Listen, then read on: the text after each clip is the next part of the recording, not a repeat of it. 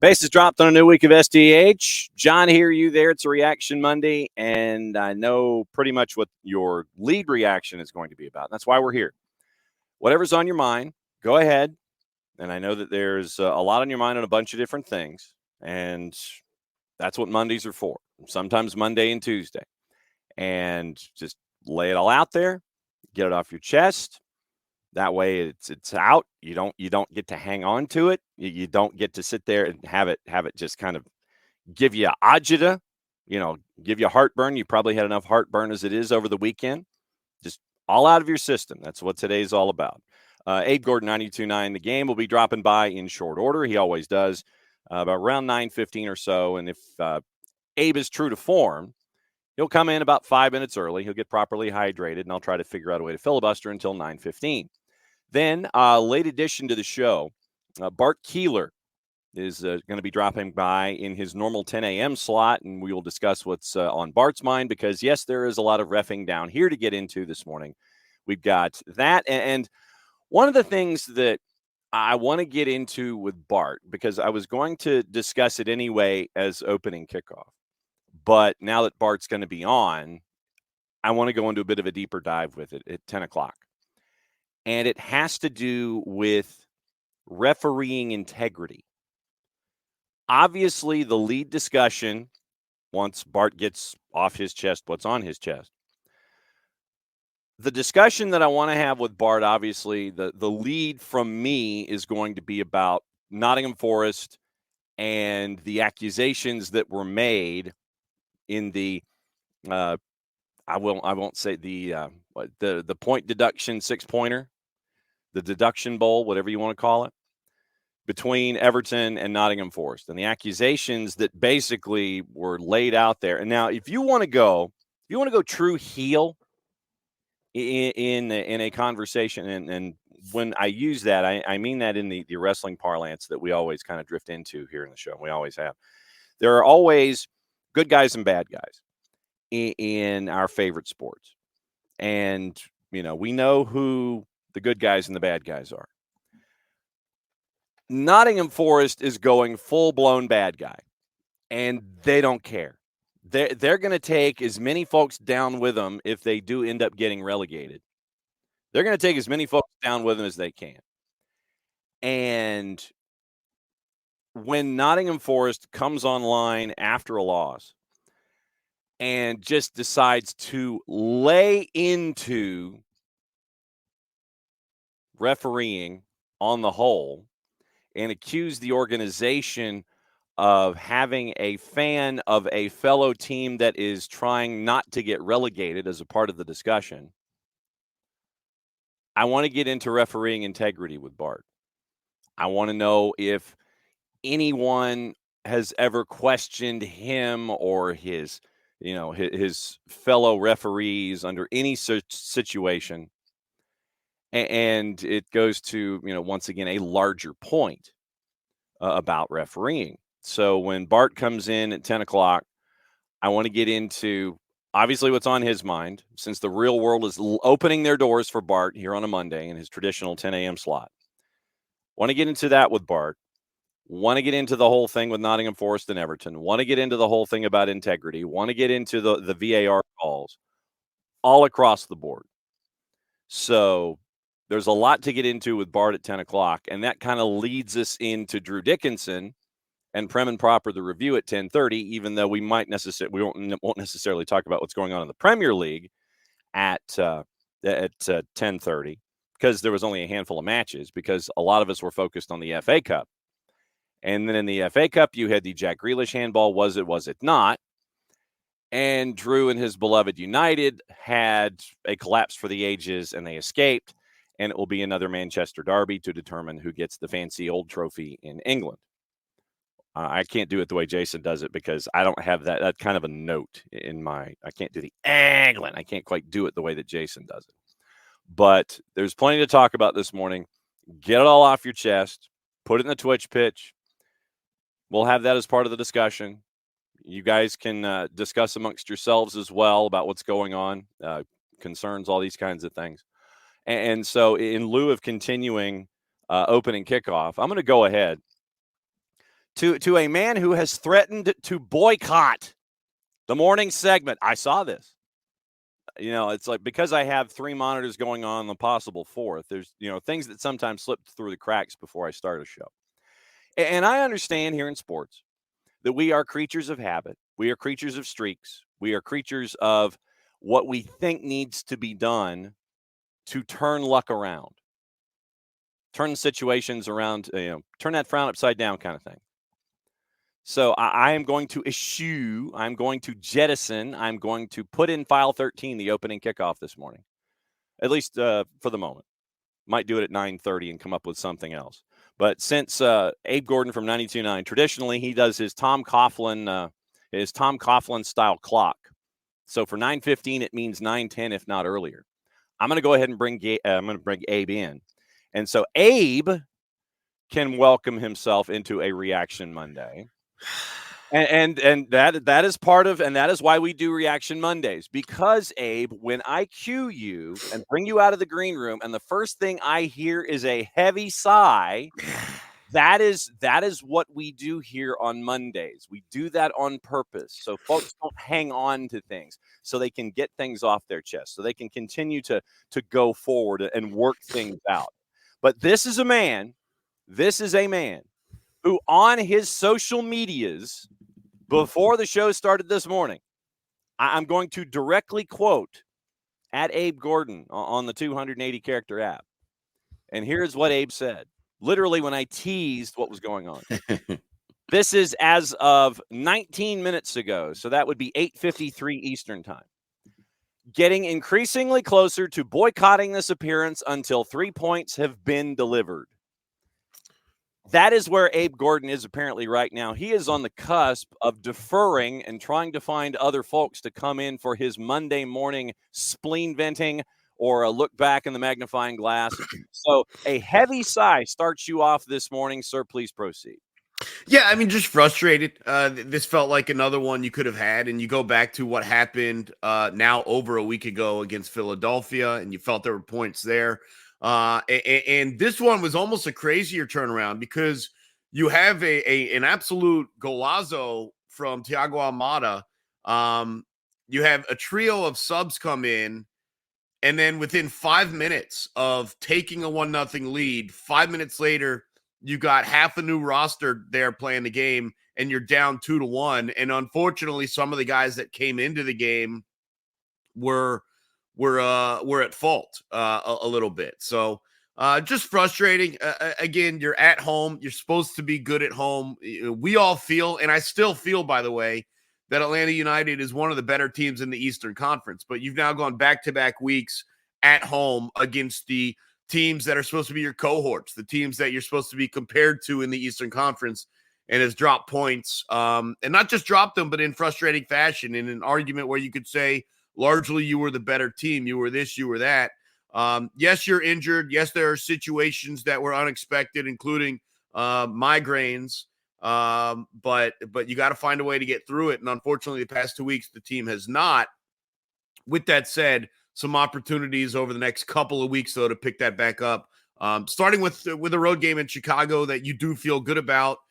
You get some of your guys back, not just as reserves, but hopefully from the start whistle, and you go from there. You try and recover, but just two incredibly frustrating results back to back, and I think that's kind of where it gets compounded, right? Like if you had gone on a 2 games and a draw over your last 3, and then you have this, maybe you feel a little bit different. But you're having this frustration against Cincinnati, backed right up from the frustration against Philly. So it does compound, it does compact a little bit. And that's why we start to probably ask more questions about this team that are probably truly deserve to be asked. When you and Garrett do the post-game show, I know that there's interaction I'll say among, because of the gazillions of listeners and interactors that you guys have on the postgame show.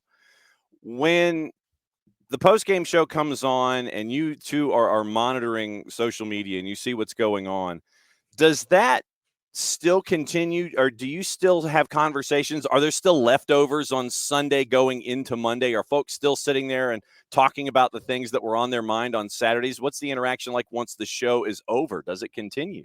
Yeah, I mean, I was on the MARTA train on the way out of the stadium, and I was DMing a listener on Twitter about his frustrations with the team, and he's trying to place blame and figure out what's wrong and why things can't get right. So there's definitely conversation that does continue, and you can kind of feel the frustration creeping up through the fan base a little bit. But I will, with a bit of hesitation, say it is still early in the season.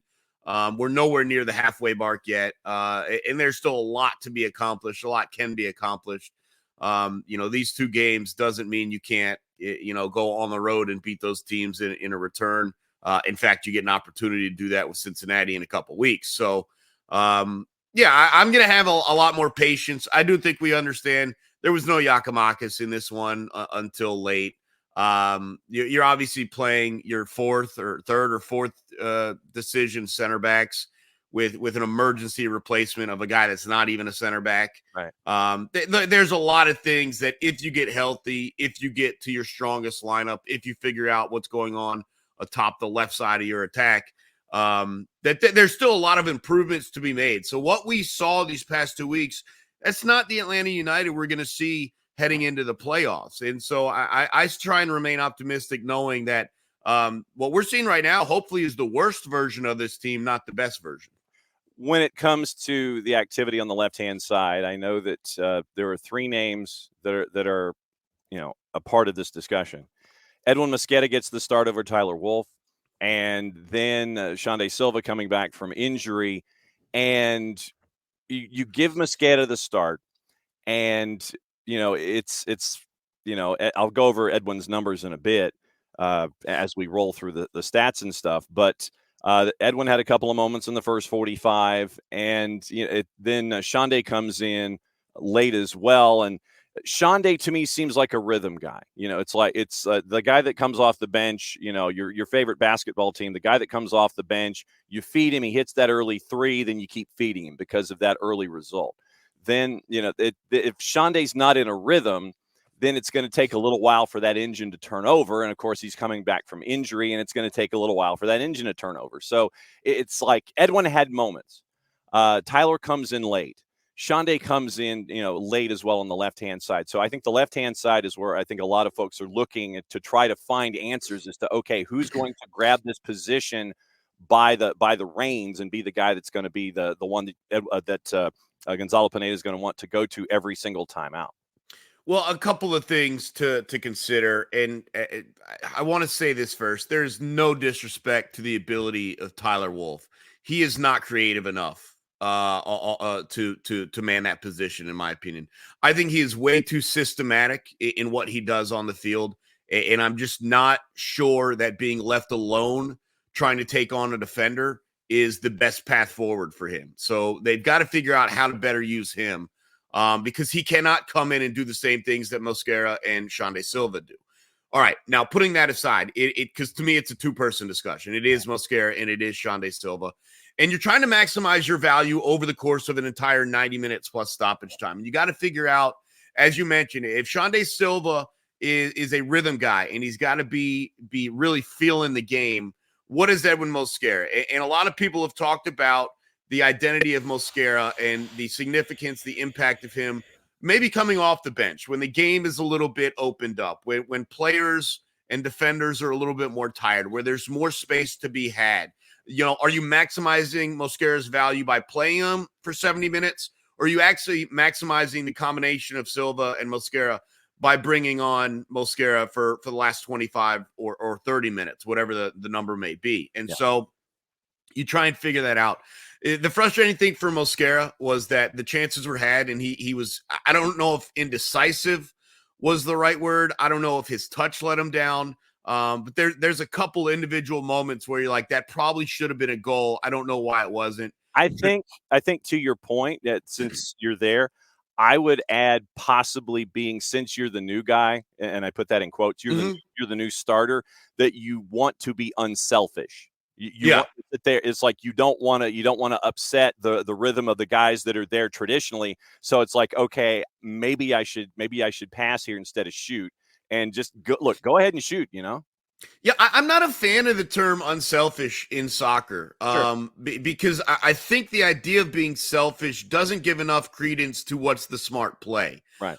There are often times where I think players should be more selfish, and I don't think we discuss that quite enough. So I don't know if the pass is there, if it's a better opportunity, then sure. But I don't know if just ripping a shot is always necessarily a selfish maneuver. And I like to stay aggressive. I think the more shots you take, the more the defense has to adjust and adapt to the possibility that you will be taking shots. Every soccer team I see, none of them take enough shots from outside the box. Right. Trying to walk it in. And look, I'm an Arsenal fan, so we all know about, like, dude, we got 3 shots, we got 80% possession, and it's all in the finishing third, whatever.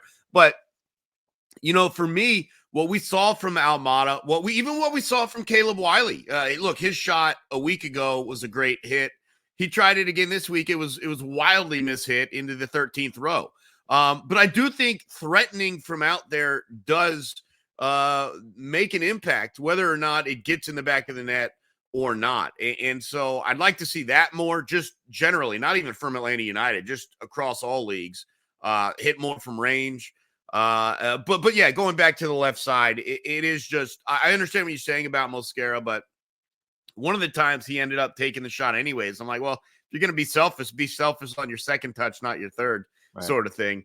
But yeah, you got to figure out exactly what you're looking for. And it's not always going forward too. That's the other aspect of it. And that is where Tyler Wolff name does come in, is what can they do defensively? What are you asking them to do defensively? I think as long as you have Caleb Wiley right now backing them up on the left side, you're probably comfortable with them staying in a more attacking mindset. And I do think that you probably get that a little bit more from Silva than you do Mosquera. I think Mosquera drops to midfield quite a bit more than Silva does. So you try and figure out what you want to do with that. It also helps having Gigi back. And I think it's tough to judge Mosquera when he's only playing with Gigi for no minutes, because remember, Silva and Gigi came on at the same time. I think the defense has to be attracted to Giakoumakis in a different way than they would be attracted to Rios. That might also open things up, or have opened things up, if that were the scenario for Mosquera. So you have to take that into consideration when doing your evaluations as well. I think based on how we see them play, Mosquera's maximized value is as a sub. Mm-hmm. The elite level speed, the desire to run at attackers and want to find the back of the net. I just wonder how much more valuable that is in the 75th minute and the 78th minute than it is in the 4th minute. Well, because we have seen in the past, whether Edwin comes in for Shande or Edwin comes in for Saba, that when you have a team that has run at an opponent as much as Atlanta United has, say in that first 70 minutes, 65, 70 minutes or so, then you bring Edwin in, fresh legs, and Edwin just, runs his, just hits 5th gear immediately coming out of the blocks, and you have a backline sitting there going, oh, great, we have to run that much more. And so I think that that's what fans are gravitating toward, that idea of, in the past, we've seen Edwin come in, be that guy for 20, run like hell for 20, cause problems, create chaos and opportunity for others. The other thing is a lot of people view Silva and Mosquera as playing the position the same way. And while on the whole, maybe they're somewhat similar, the way they run at attackers is not. I look at Mosquera as just a high-speed, high-octane, as you mentioned, guy that can get around players. Silva's maybe a little more cerebral with his footwork and dribbling, his cutback, stuff like that. So it's not as interchangeable as you think. It does require a switch to go off in the minds of the defenders when you make that change as well. And so you continue to try and see at that point of the game, like you mentioned, the upper echelon value might be on a little bit of a tired legs, having to deal not with a guy that cuts backs and dribbles as much, with a guy that beats you with pure speed. Again, you're just trying to find ways to maximize the value. And then, quite frankly, also, Xande Silva and Giakoumakis have played a lot more together than Mosquera and Giakoumakis. Yeah. And you have to try and figure out how that, works its way into the discussion as well. And the other point that you mentioned that's a part of the deeper play here is the Noah Cobb situation. Yeah. And I've never had migraines. I have. So as someone who has had migraines, break it down for those of us that have never had migraines, what it does, how it affects you, and to the point to where you can't function as a normal human being, much less a professional athlete.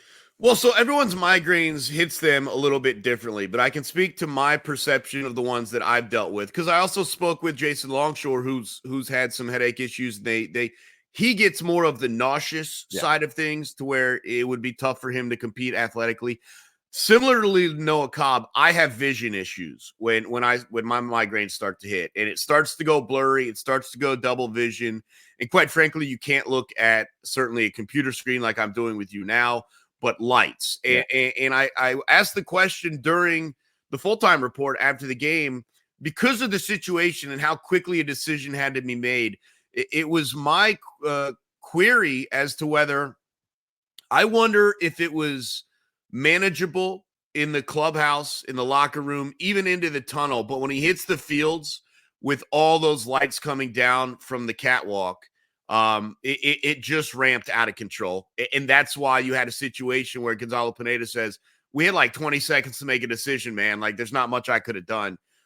You do kind of wonder if it just came on really, really badly, really, really quickly. But yeah, there's no denying to anyone that's had a migraine that has affected their vision that there's under no scenario would you have been able to play 45 minutes of soccer.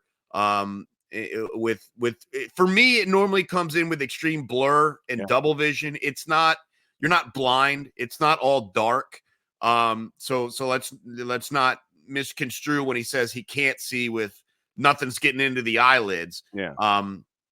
But you would have never been able to perform at the way that he's performed, which is a shame too, because I mean, he has really, really settled in nicely. The first time he was back there, and I'm like, you're not dealing with your first choice center back. And like, now I'm like, he's one of your 3 first choice center backs. Like that's the jump that he's taken. So it was unfortunate to see him have to be removed from this game. You do have to ask the question, how would that have played itself out if he had been staying in the game? Certainly don't think the second goal is scored. Who knows about the first one, but unfortunate.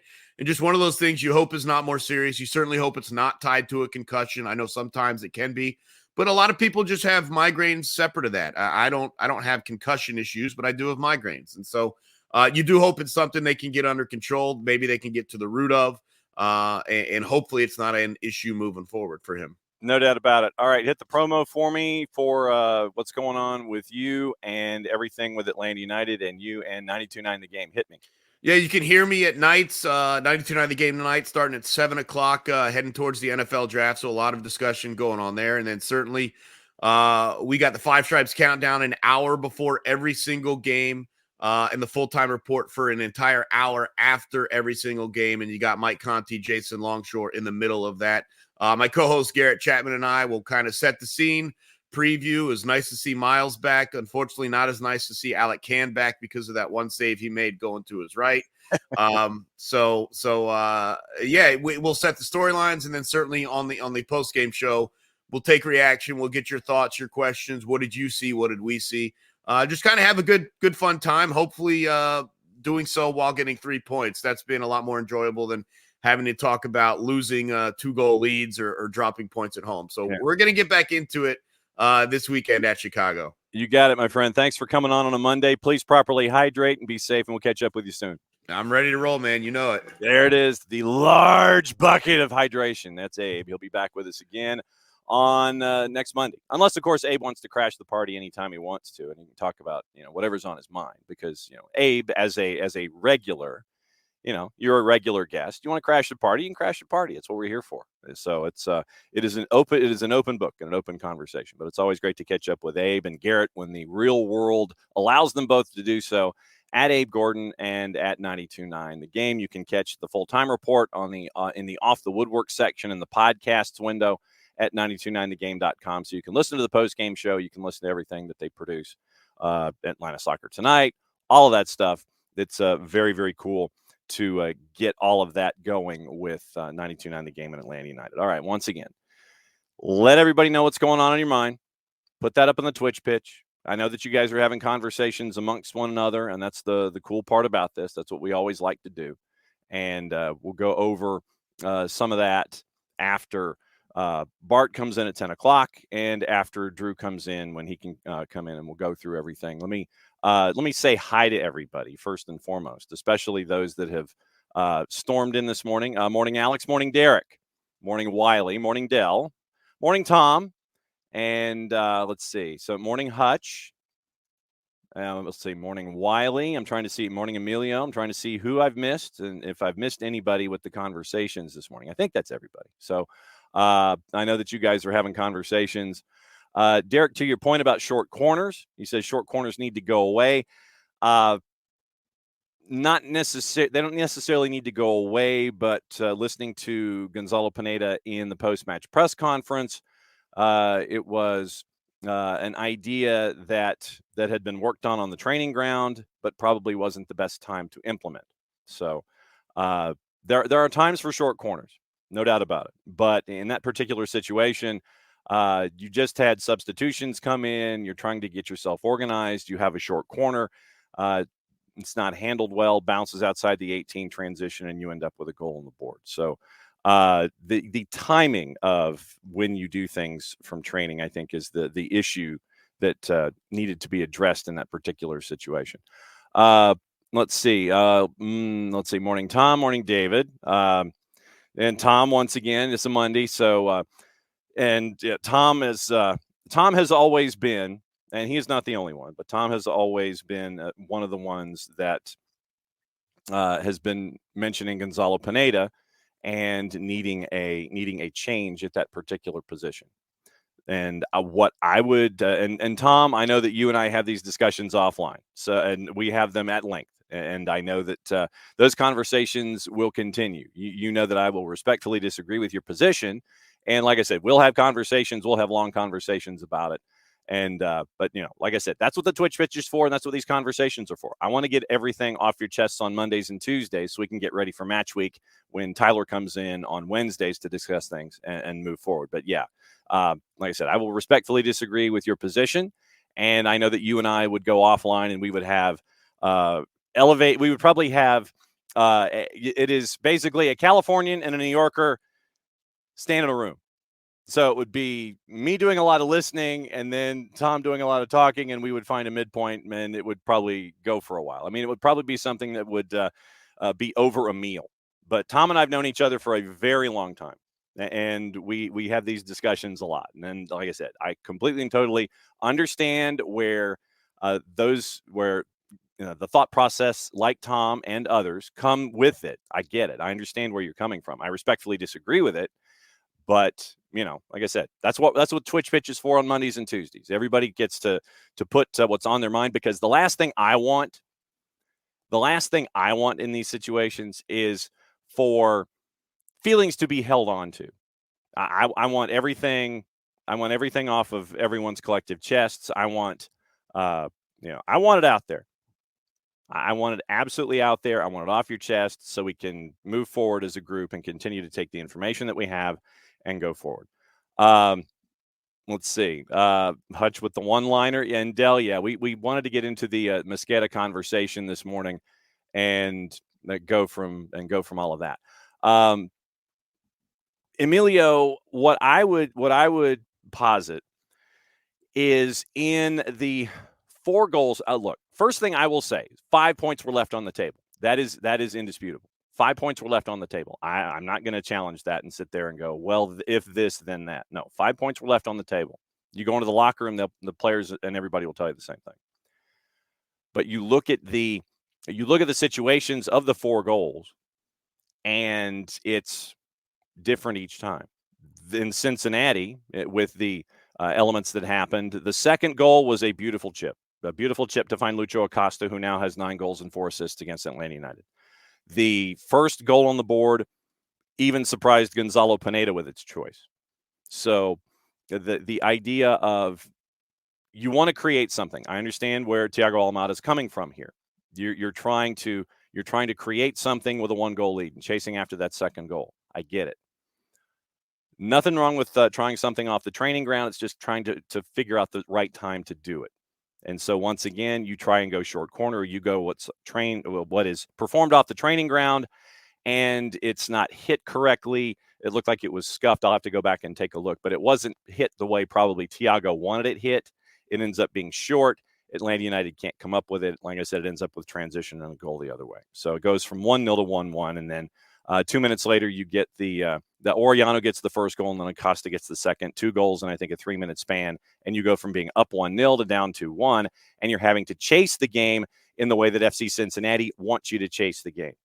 FC Cincinnati on the day, they thrive on chaos. We got to see that twice this weekend. We got to see that with FC Cincinnati's first team. We got to see that with the second team yesterday against Atlanta United 2. And they want chaos. They want to try and force you out of your ideas. And a lot of times you'll see, and I noticed this and this is systemic with FC Cincinnati, they will challenge you for the first ball if it's a ball in the air. And I'd love to see what their duels numbers are. They're focused on getting the second ball and turning and performing their offense after getting possession of the second ball. So they'll challenge you for that first one. If they win it, great. If they don't, then they'll want to create pressure to gain possession off of the second ball and work the other way. A lot of the time, we didn't see Cincinnati go from deep in their attacking third, unless it was a goal kick or something. We didn't see them build. What they wanted to do in the middle third and the attacking third, they wanted to create chaos, gain possession, create short fields, be clinical, move on, and try to put a shot on target. So in those moments, you see what Cincinnati's DNA is. It's not quite Philadelphia, but it has shades of Philadelphia. I think that with Cincinnati, they pressure you more. They try to pressure you more, and they try to go after the second ball more, where Philadelphia just wants to try and pressure and create short fields. I don't know. The comparison of trying to chase after second balls with Philly and Philly light, if you want to call it that, with Philadelphia and Cincinnati, considering Pat Noonan was the number 2 with Jim Curtin, it's the same but different.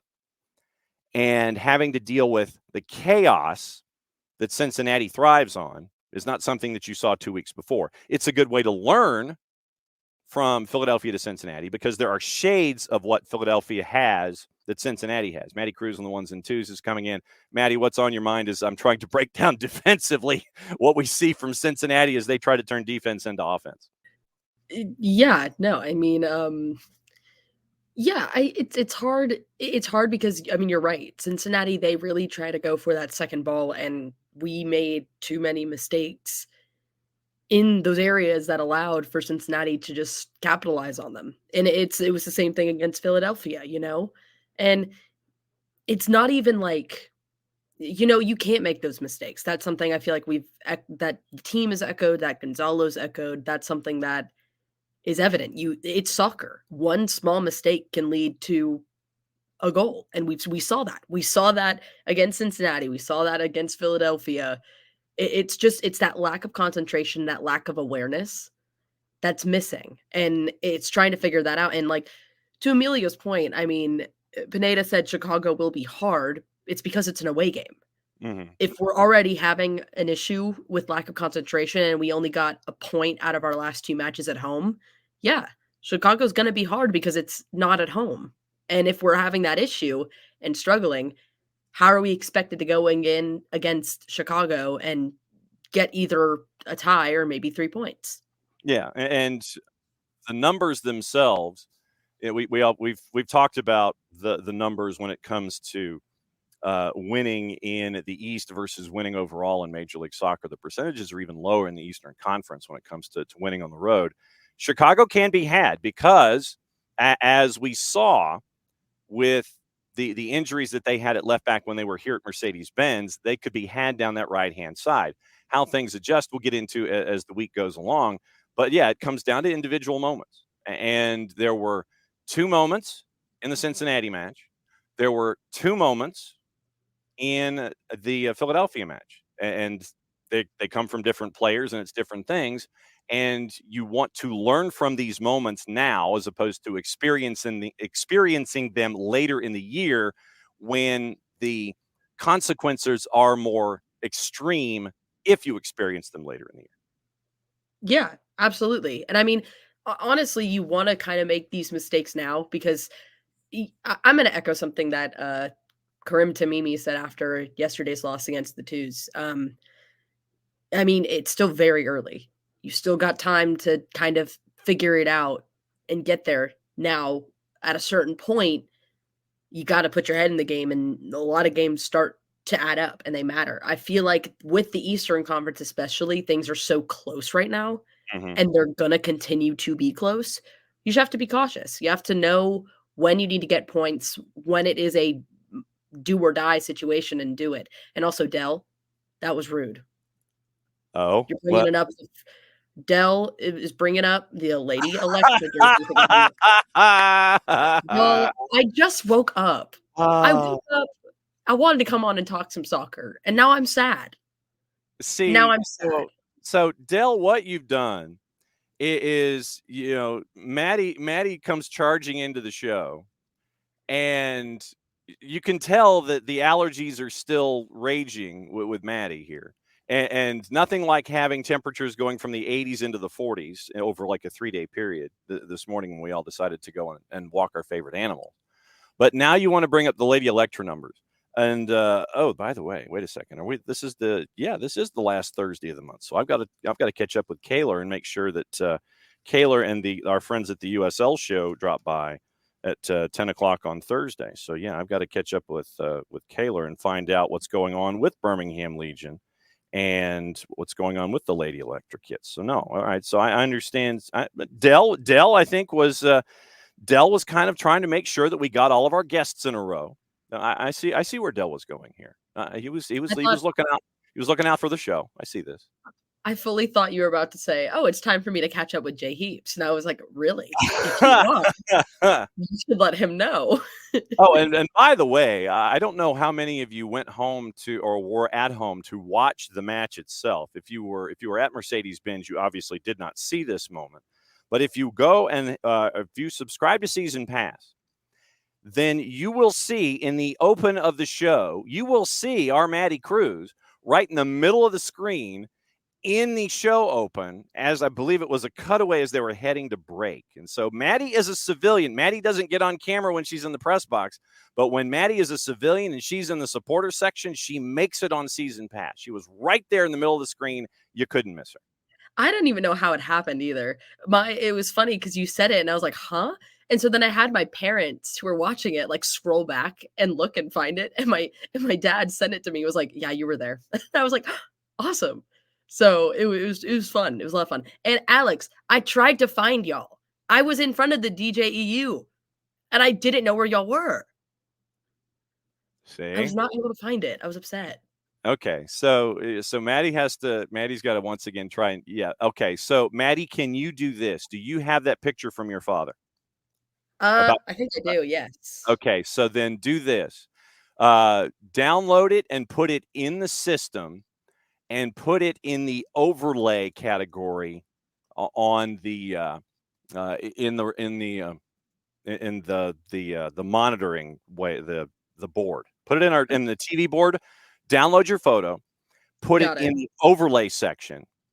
And so that way we can go to this photo to prove that you were in fact on Apple TV and MLS Season Pass. So yeah, do that. So make sure that happens, because it's the same way that we'll show like stills and things like that. So download the photo and then upload it into the overlay section on the board so we can show people who are at the game that you were on Season Pass. Go ahead and do that. Find the photo and go ahead and upload it, and then we can discuss Maddie actually being there. So yes, Alex, it was absolute It was an absolute lie. Absolute lie. Emilio's like, I didn't know that the meetup place. Katie, yeah. So I didn't know the meetup place had moved either. But it's good to see Katie Weaver back in here. It's been a while since Katie's been here, here in the mornings. I know that Katie had a thought. Let me scroll back and look at what was Katie's thought, because of course me trying to do something here is not being effective. Okay, so all right, so Pennsylvania, my bad, Tom. So no, that's it. I know Pennsylvania. Sorry, Pennsylvania, New York. I knew it was Northeast. You're trying to get me first thing in the morning. So let's see. So let me go back to one of Katie's things. Oh, why pull Muyumba for Fortune? There we go. So Katie had the question, why pull Muyumba for Fortune? And literally it's you're looking at it. I don't know if it was necessarily, it was probably load management. You have the physios looking at the numbers that Tristan had been pushing when it comes to mileage and all that kind of stuff. Because remember, they have the monitoring devices. And if they thought that Tristan was really pushing his max, then you bring in Jay Fortune for something like that. So, I mean, Katie J is developing into a very, very good defensive midfielder who is not afraid to engage in the play. And I think that when we look at sixes and we look at defensive midfielders, it's almost like they're offensive linemen. And so Jay has been developing into a very solid first teamer for Atlanta United, pushing at practice and trying to crack the lineup. I think that when you go from Muyumba to Fortune, you're looking for A, fresh legs late in a match, and B, what Jay can give you once again on both sides of the ball. No, he doesn't have the same amount of reps that Tristan does internationally. So there we go. Well, hang on just a second. Let me pull this. All right. So there you go. There is, and it is, let's see, where is Maddie's right there in the middle of the picture. She's right there. You see the guy who's resting his left arm on his neck. The one guy who's wearing the lightly colored jersey in the middle of the picture, go one to the right. That's Maddie. So there's Maddie right there. So there's proof that Maddie was on MLS Season Pass. Guy in the middle and the only lightly colored jersey in the supporter section, immediately to his right. Do you know who that was, by the way, Maddie?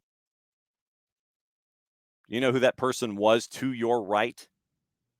To my right? Yeah, to your right as you were standing. Yeah, the lightly colored jersey guy. Do you know who that is? Yeah. He's okay.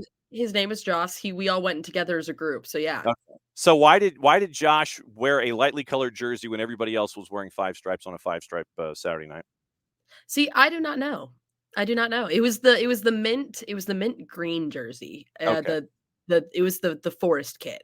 Okay. So Josh is wearing the forest kit. Everybody else is wearing the five-stripe kit. And well, it makes you feel any better. He did go and buy a Yakimakis five stripes kit at halftime. So he was wearing that the rest of the game. Okay. So that was, so Maddie, there's Maddie right there. But it's easy to pick you out of this photo array because of Josh wearing the forest kit. So there's your proof that Maddie was in fact there, because all you have to do is look at Josh, who's wearing the one kit that no one else is wearing in that picture, and you go one to the right in the photo, and there's Maddie. So there's Maddie on there's Maddie on MLS Season Pass. And Dell says it's at 2:13 on the rewatch. So 2 minutes and 13 seconds in on the rewatch, Maddie is apparently dancing. So I was dancing. That is very true. Yes. So Maddie was apparently dancing. Okay. So that's proof that Maddie was there. So back to the point with Katie and wondering about Muyumba and getting in for Jay Fortune in for Muyumba. What you're looking for late in a match, you're looking for fresh legs, and where Jay has more of a defensive posture, but not afraid to jump into the play. He's a very, very talented young player, earning reps, earning minutes on the first team. But like I said, I think that when we look at D mids, I think we look at sixes like we look at offensive linemen. We kind of only focus on them when they make a mistake. When the offensive lineman gets a flag for holding or offside or whatever, or procedure, that's when we talk about offensive lineman. Jay is developing very, very well, challenging at practice on a weekly basis. Just brings a bit of a younger approach and a bit of a different skill set late in the match. And so that was why. But, like I said, look at sixes kind of like you do offensive linemen at times. And so Tristan has more of a flair and he's not afraid to jump into a play. Jay is more of a stay at home and not afraid to jump into a play, if that makes any sense. So Tristan, it's part of his DNA to jump into a play and run all over the place and and come back for defensive elements in addition to jumping into the play, where Jay is more defense and not afraid to jump in the play, if that makes any sense. So Tristan is more of a 50-50, where Jay might be a little bit more defensively oriented and then jump into the play and fresh legs late. So that's what you were looking at with that. And also, if you were looking for anybody to jump into a play, maybe fresher legs and younger legs too. So that's what we were looking at with the idea of fortune late when it comes to coming in. Then let's see, Alex wore the light blue parlay kit in honor of Earth Day. So there you go. And morning to our friends out west and our friends at the O&B. Good morning. Dax was brought in for defense. You were chasing the game at that point, Emilio. So when Tristan's in, you're trying to come up with fresher legs that can run and get into the play. So Dell says that's not Maddie, that's Kirk Cousins. Might be. So hey, you've never seen us in the same room at the same time. Well, yeah, and you haven't seen the two of us in the same room at the same time either. And so that was me wearing the chain in honor of Kirko Chains. And so that was what I was doing at halftime, by the way. Alex with a little help on the 280 character app. Okay. So Alex is giving proof of everybody at DJEU. Okay, hold on. I have to see this. Yeah. Wait. So Alex at 9:45 with the Chiefs coach Steve 280 character app photo. There's I see ropes. I see ropes. I see Robin. There's a lot of folks there. There's a lot of folks there. There's Robin and ropes right in the front. So I see where this goes. And so everybody. Yo, when was this? Because I swear on my life, I literally looked and I couldn't find any of y'all. There we go. I promise. I'm looking. Yeah. So okay. So apparently Maddie is looking. So we'll keep an eye. Just Maddie, make sure that just make sure that when everybody heads to DJEU that you let Maddie know that you're heading to the DJEU part. Tom, yeah, we are going to talk about Everton with Bart coming up at the top of the hour in reffing down here, among other things. And it appears, according to Tariq Panja at the New York Times, if 777 falls through, and we've been following the 777 saga, and it is officially a saga, by the way, it looks like there is a group, and let's see if I can slide in through the side door here and look at the New York Times article. Everton has been offered to Qataris as the 777 takeover continues to falter. So from Tariq Panja, advisors for Everton have begun searching for an alternative buyer. And Everton announced in September what's been going on. But yeah, Tariq Panja is Everton has now borrowed £160 million from 777 partners. Questions mounting over 777. Farhad Moshiri, the current 94% majority owner, says agreement with 777 remains in place. Deloitte has reached out to other potential saviors, including the sovereign wealth funds of several Middle Eastern nations, including Qatar. Premier League already has team owners from Saudi Arabia and the UAE. References Moshiri's letter to the fans. Everton's immediate future remains bleak until a sale is completed. The new $900 million Bramley Moordock Stadium remains half finished, 16th and 20. Lack of progress in Everton's sale has extended the scrutiny of 777, which also owns soccer teams in Brazil, Belgium, and Germany. Ask their fans how they think about 777. Struggled to meet spending requirements at those clubs, frustrating team officials and worrying soccer regulators. Company has faced, meaning 777, a series of lawsuits and liquidity crises, and that's what we were discussing with the governments of Bermuda and Utah. being mad at subsidiaries. So, Tom, it looks like Deloitte has reached out to the Qataris to see if they would be interested in Everton, because if 777 meets standards and practices, I don't know how they would, but if 777 meets standards and practices, I'll say this right now, you're in trouble.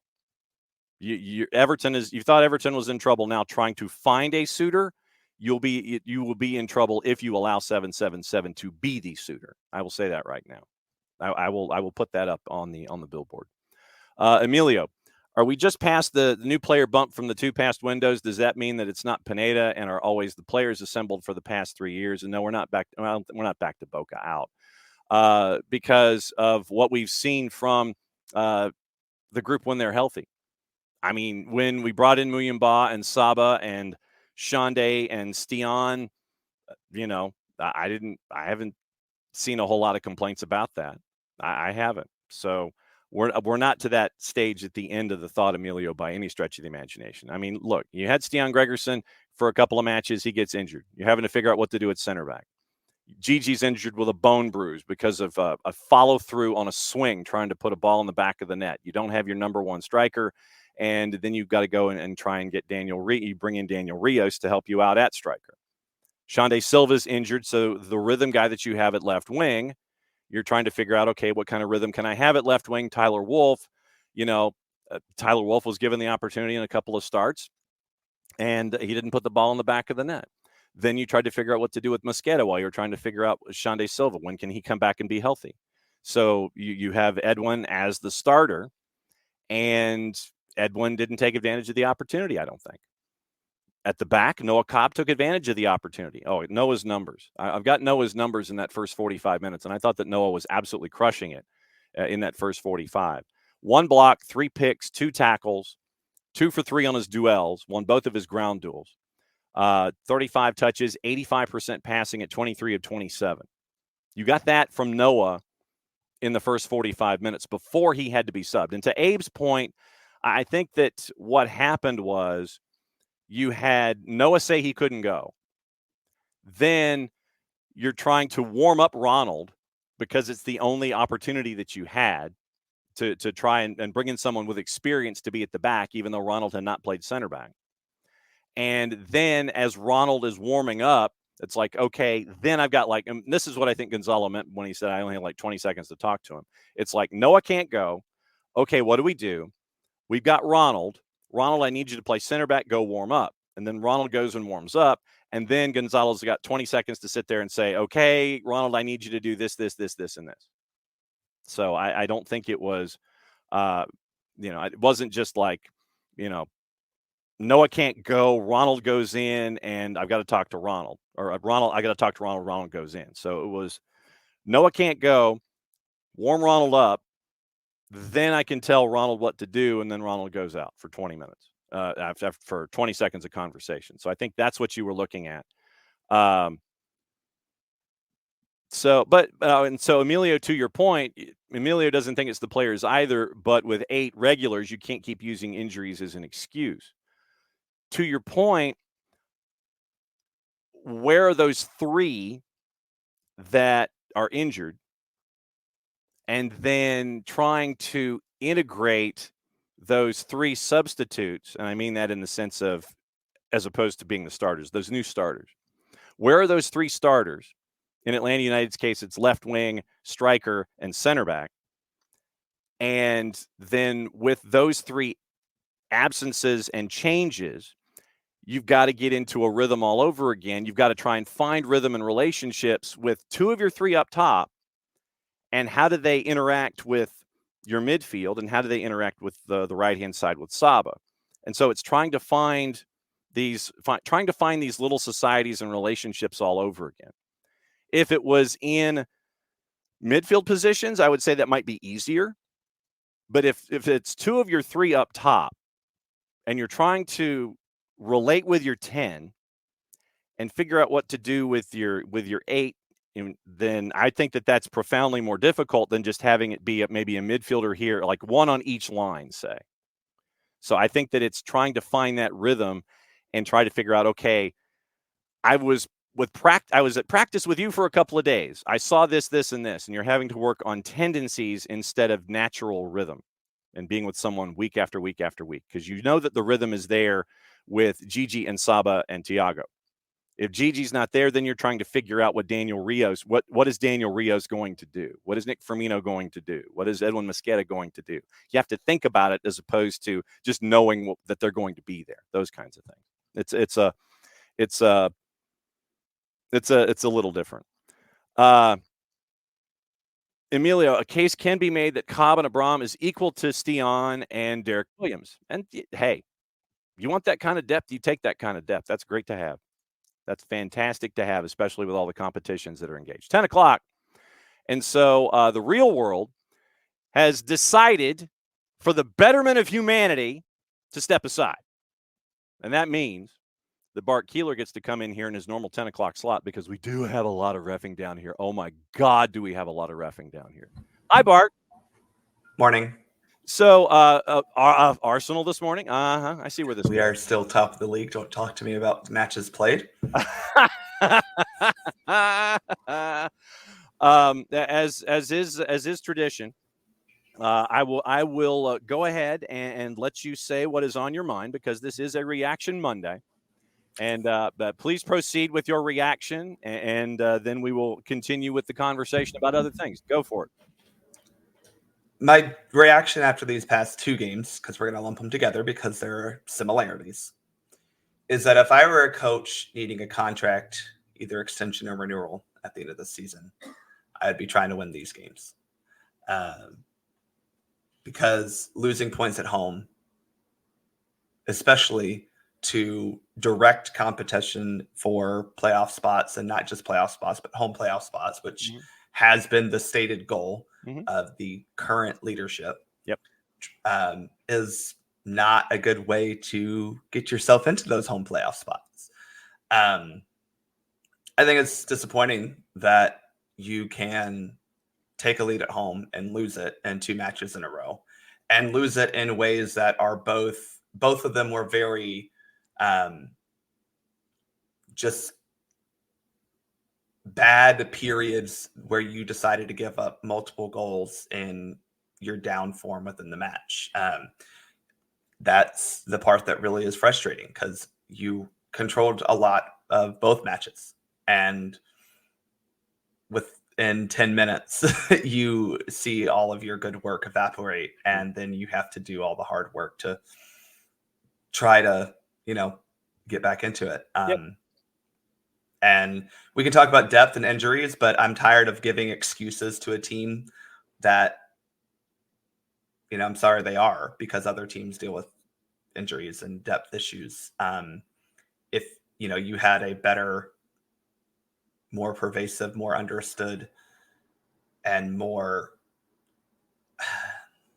structurally sound system of play, then I think that these issues might not be as exasperated when you come up against the slightest bit of depth issues or injury replacements or anything. But there were some positives. And, I think, again, you're looking at a team that has a very young center back who is playing pretty well. And I think I know Jarrett has been on the Noah Cobb train for forever, but, I think he definitely, you can see finally, because I was worried about him last year. Like, I think it's fair to say that he struggled in actual Atlanta United matches. But this year he looks very confident, very comfortable, and looks like a guy that, as you build for the future, because you're always building for the future, you can rely on him to be in that mix, especially, again, as you have to look at when we have depth issues. And he's been the preferred depth option when your two starting center backs are out. So, again, you are allowed to say, hey, look, we're struggling a little bit with injuries. We're struggling a little bit with depth. And those are legitimate things. The positive is Noah Kopp has shown very well. The negative is you've given up a lot of goals at home recently. After we talked about the defense being good, we decided to not be good anymore. So I blame whoever scheduled that tweet, because that was a little bit of commentator's curse there. But I mean, look, the negative is you drop points at home 2 matches in a row to teams that you need to be beating at home if you want to achieve the goals you claim to want to achieve this year. The positive is you have Noah Cobb, who's, despite giving up those goals, been pretty good and not really at fault for any of those goals. All right, so this would be the way that we would present perhaps our thoughts about Noah Cobb over the last handful of seasons. I don't want to say I told you so. I don't want to blow our own horn, but toot, toot. We are still recipients and owners of all the trophies. There you go. So there you go. Yeah, not afraid. And it's fair. Like he's just developed. He was good, and you could see like, oh, he's got the skills, but like, can you actually make it count in a game? And now it's like, holy crap, yeah, he is. So yeah, it's great. Yep. All right. So there's a lot of reffing down here. And I wanted to get into a larger discussion with you about it. I agree that Coventry were shafted and Manchester United didn't deserve anything that happened to them. See, so you got to save that for 10:30 when Drew comes in. All right. So I want to get into Nottingham Forest and Everton, but I want to get into the larger picture that is attached to that particular match. And NBC, rightfully, they went deep dive into the idea in and of itself. But it has gotten to the point where now Nottingham Forest has decided they're going to go completely and totally bad guy here. That they are basically this would have been if they were allowed to go on the 280 character app and do this, they would have done that. They would have done that over 280 characters. But they chose to go complete and total bad guy. And now they are to the point where you have a team basically saying that we warned the referees organization that the VAR in a match that is basically a point deduction 6-pointer that could determine possibly who gets relegated and who doesn't. The team who hired an ex-referee to be an advisor apparently on the Friday before the match goes to the referees organization, the PGMOL, and says, hey, look, the VAR in this match is a Luton Town fan. And Luton, for those not following the Premier League, is the first team currently in the relegation zone, just kind of peeking up, and there's like a point here or there, and it could determine who goes and who stays in the Premier League. This rival is the VAR. 11:30 Friday morning. This rival is the VAR. It has this VAR as a fan. Do something about it. PGMOL does nothing about it. You have Nottingham Forest and Everton with not one, not two, but 3 instances that Nottingham Forest claims should have been penalties. I would say the third one of the 3 is probably the most egregious. I think first off, we'll just start there. I don't think any of the penalties that they wanted were clear cut. Let's just put it that way. But then let me ask you this. Could you have in a universe that is watching these matches, could you have given a penalty for the first one? I know you could have given a penalty for the third one. I think the third one we are in agreement, and all 3 of these, by the way, were involving Ashley Young, which was somewhat ironic. You had 3 instances where you had a stomp on Gio Reyna from behind. You had a handball call, and then the third one where Morgan Gibbs-White is taken down from behind, and that third one is the one I think that everybody's focusing on going, yeah, that's a penalty of the 3. Could you have given a penalty in the first one? Could you have seen an explanation for one being given in the first one? The second one, I'm kind of like, But in these where, we've seen soft by comparison calls, could you have seen 2 of these being given of the 3, I guess, first and foremost? The answer is yes. I mean, I think if you wanted to give a penalty in some of these situations, you probably could have found a reason to.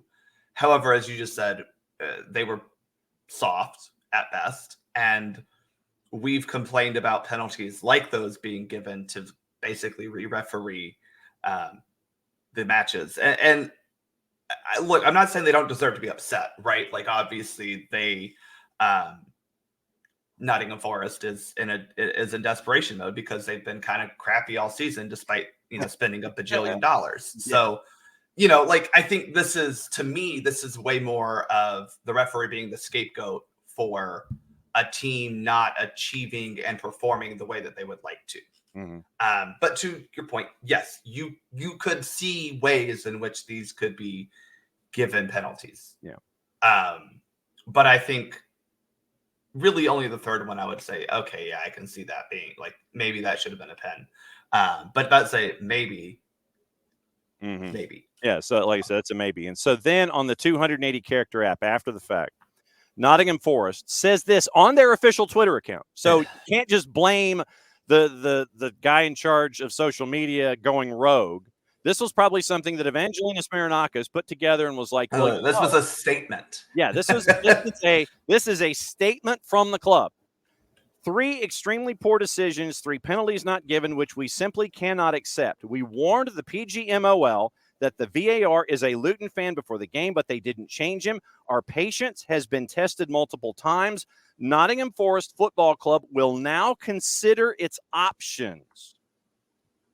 What in the blue hell is a Premier League team doing at 280 characters, making it sound like this is just completely and totally sour grapes, and you're venting in a league where, you're up against the wall with profit and sustainability and all these different things. So you just decide you're going to go complete and total bad guy here and blame the Referees Association for not reassigning a VAR because the guy is apparently a fan of a rival team that could be relegated. I mean, this is like all over the place. Well, and I think the issue that I have with this is taking to Twitter to be so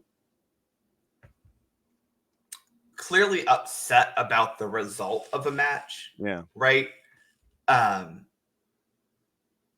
And taking it out on the referee crew and blaming the fact that the VAR might be a Luton fan after, I forget the order of the operations in this, but Luton had already been trashed, 12-0, I think this weekend, or whatever that final actually was. Yeah. 5. It was 5.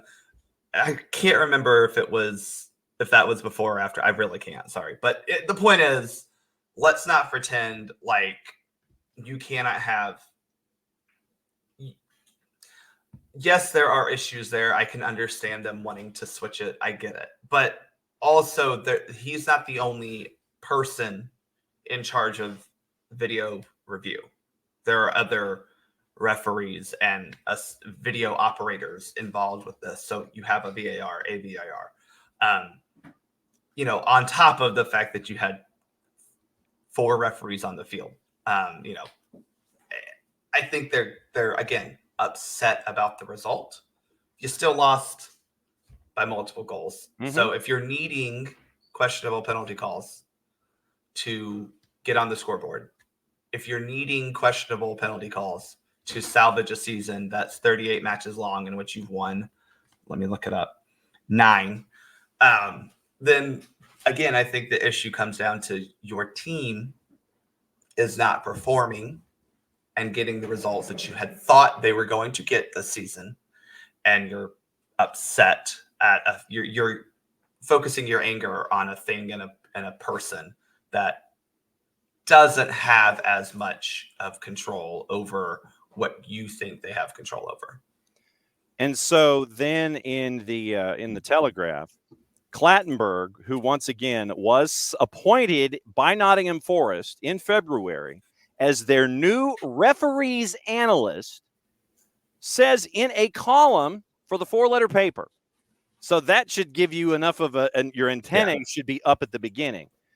He writes in a column for the 4-letter paper how Forest felt victimized, describing the match being as grim a game as they have encountered since returning to the Premier League. On Atwell's appointment, he adds, Certainly, I would not have risked this situation if I were the head of referees, and all of this could have been avoided had the PGMOL simply made smarter appointments. The PGMOL can acknowledge the errors if they want. The key match incident panel can say Forrest should have been awarded 3 penalties if they wish. Howard Webb can offer up an explanation on his match officials mic'd up television show with Michael Owen if he's so inclined. All of that is bound to happen, but none of it will help Nottingham Forest. Now, Forest has lodged 3 complaints this year against the PGMOL.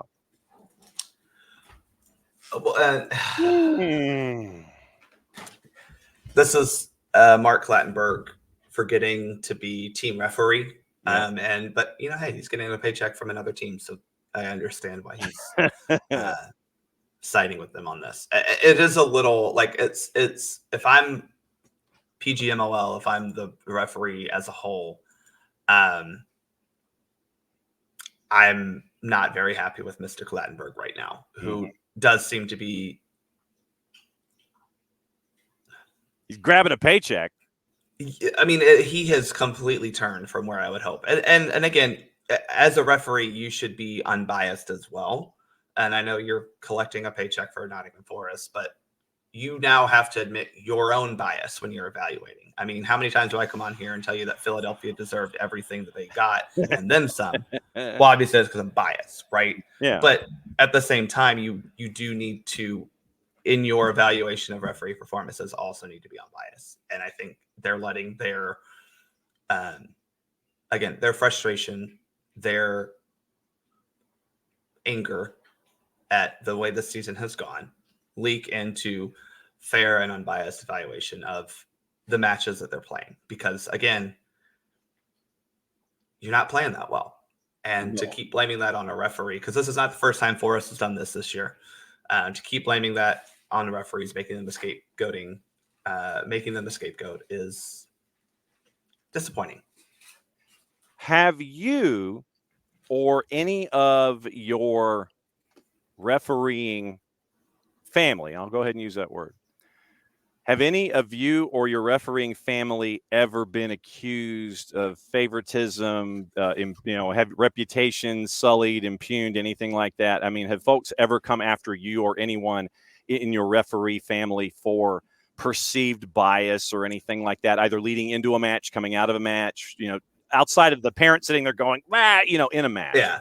I mean, not really, because they don't have the background on us that they have, right? Like, they can't go look where I played and, who I support, at the level I'm refereeing. Let's just put it that way. Yeah. Maybe the most that they could see is that I follow the Peachtree FC people on social media. And so if I ever referee Abby's kids team, then, they can say that I'm biased toward them. But I'm sure Aaron will gladly tell you about a time I called a penalty for him or on him. There you go. So, they just don't have that information, right? Like, I mean, you can look up professional referee birthplaces and, teams of support. But you can't do that for me. And if you did, it's funny because it's like, I referee for I refereed this weekend for a club that, I don't have any real tie to them. They're the ones giving me a paycheck. And, I also know that they're not the only ones actually paying me. The other team that's playing also paid me because that's how league fees work. So, I'm not being, there's no incentive for me to give a call to one team or the other. And especially when I don't really have, again, any allegiance to these clubs, but, again, people seem to think that there's this thing called home field advantage or home cooking. And then I'm like, I don't really care. The most that I will give is like sometimes, and granted, this works in a lot of times against a club that I referee for is, I have one club that I referee for. Their coaches are really awesome. They're usually very nice to me. And, so I'm not saying they get away with anything on the field, but, I'm more likely to have an actual conversation with those coaches over a call, as opposed to one coach in particular at a club that I referee a lot, who doesn't seem to think that I do anything right. Yet I don't like anything he does as a coach. So, it's like, well, this can go both ways, but But yeah, no, there's not like we don't have that at our level because they can't pull up my playing career. It's not on Wikipedia. No, but I didn't know, if you had any kind of interactions or anything. It's like, man, I mean, like you said, like parents always complain, right? They're going to say, oh, well, you clearly like this, or, you just hate my child or some random reason. And I'm like, what are we going to do about this? You hate my child. Honestly, maybe you should have that as a T-shirt that you wear when you're going to your fields to do your. Well, to be honest, some of your kids are little brats, and maybe you should parent better. But I don't know. At SoccerForUSPod at Bartums Prime 19 on the 280 character app. Since he's got his Arsenal mug today, should Max Kilman have been given a red card for his challenge on Kai Havertz? Okay, had it been given a red, I think it would have been really hard to argue that it shouldn't have been. But I think when I saw it, I was like, "Oh, that could be a red." But I think ultimately a yellow card is like, it's okay, right? You address the problem. I didn't have any real issues with it at the time. Let's put it that way. Because what I want to do in these situations, in addition to talking about the news associated with a call, is I want to kind of go into the brain of an official and see if we turn the mirror on itself a little bit. Could this have gone the other way? If Absolutely. Okay, so Kilman in your mind, could have been given a red card. Yes, I think there's legitimate reasons for him. I guess if you want to talk about excessive force and serious foul play, possibly meets those. I think one of the big things that we always look for is the placement of the actual tackle itself. Where is it happening on the body or leg? So a lot of times we see a stud to the knee and you go, that's a red card, right? So, where is that imaginary line? I don't know. Obviously, there's a lot of combinations that go into it. But, if you, just happen to graze someone's knee because you're challenging for a ball that's bouncing in the air, then, well, no, that's not a red card. But if the ball's on the ground and your foot goes through someone's thigh, then, yes, that's a red card. In this instance, I think it wasn't as high as I thought it needed to be to meet the standard for a red card. And I don't think it was out of the context of not trying to win a ball. Does that make sense? Yeah, it does. It does. It absolutely does. And that's the other thing is, was there a legitimate play on the ball? Because a lot of times red cards are nowhere close to that. This one, at least, there was some guys of trying to play the ball. Two more plays that I want to discuss with you before we get into the new rules of engagement that are finally being activated in Major League Soccer. Which we had a controversy about that on Saturday. So. I'm saying. So, please, if you would, sir, explain the handball rule as it currently is these days and the latitudes that officials have when saying, yes, it is a handball, no, it is not. So, as we all should know by now, the playable part of the arm begins at basically the armpit. So anything from the armpit up and into the body, we're fine. Anything below the armpit, not fine. And essentially what this gives us as referees is a nice little boundary that usually aligns about the sleeve, right? To say, okay, yes, this is a handball, this is not. I don't know why they particularly made this change and made the boundary where it is, but that's just where it is. So that's the first, if you will, thing we're looking for is where does it hit? Yeah. Obviously, the other thing we're looking for is making your body bigger, making yourself gaining an advantage basically by making that body bigger using the arm. Again, we do not judge intent because can't always judge intent and have that be consistent across. But we do want to say, okay, did they deliberately touch the ball? Meaning, was there a motion toward the ball, right? Was there a motion out from your body to make yourself bigger? So we still have that unnaturally bigger silhouette, right? and motion involved. That's really what we're looking for. That said, we allow some, some movement. We allow some times where the ball might hit someone else and hit you, might deflect off of parts of you or off the field. Like we are trying to allow the randomness of a spherical object hitting a flat plane at some sort of speed and spin, and the gravity attached, and all the physical factors. And Alex, you bring up a good point. And proximity. If I'm standing a foot from a ball and someone kicks it into my arm, well, did I really have time to react? So there's a lot of things that go into it, and so that doesn't really answer the question very well, right? Because there are multiple factors in this, and they kind of scale up and down depending on where you are in the field and what exactly you're doing. But we're definitely looking for motion toward the ball or motion to make yourself bigger. And we're still looking at that unnaturally bigger silhouette. So then Jack Grealish in the FA Cup semi against Chelsea, he is jumping up into the air and his arm is about a ball's length away, and the ball hits literally in that gap space right there against his left elbow on its way through, and they decide that that's not. Yeah, I think this was taking into account that when you do jump, you're not jumping like a pencil. You are raising your arms. And also, again, with the idea of the armpit kind of being allowed some leverage or some leniency, this space in between your body and the upper part of your arm anyway is oftentimes kind of given away now, because we're not for sure if it hit at that armpit area. Now, I think Grealish, I've seen this given before. Let's just put it that way. Yeah. And I think had it been given, it would have been hard for Man City to feel any other way. But I think they got away with it a little bit, but I understand why it wasn't called. Then you had last night in Cali Classico, as a part of the 3-goal avalanche in the first half, you had basically... Yeah, I got to be honest, I turned the game off after 4-1. Because, we're good. And then that was a mistake. Yeah, always.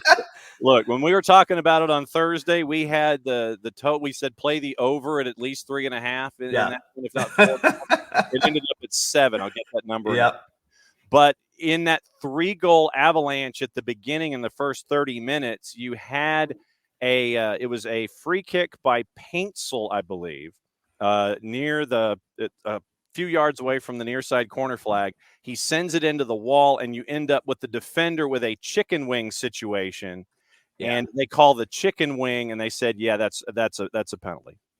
Yeah, I think, again, there was motion involved with this, not just he was standing there, for example, I had a girl Friday night, now granted, this is U13, so we're giving her some leniency, but there was a kick taken and she put her hands in front of her face. Yes, there is motion, but we're not making our body bigger, and obviously you understand what you're doing by putting your hands in front of your face to not get hit in the face, right?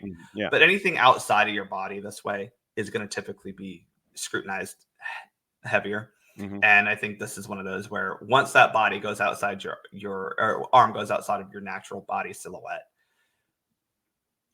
if you're going, especially through VAR, now we're really tuned into this, right? So now we can see, did that move forward? Did it move out? Did it move up? What was the motion that was involved with that? Okay. New MLS rules of engagement finally get engaged, because we now have our friends from the PSRA attached to the situation.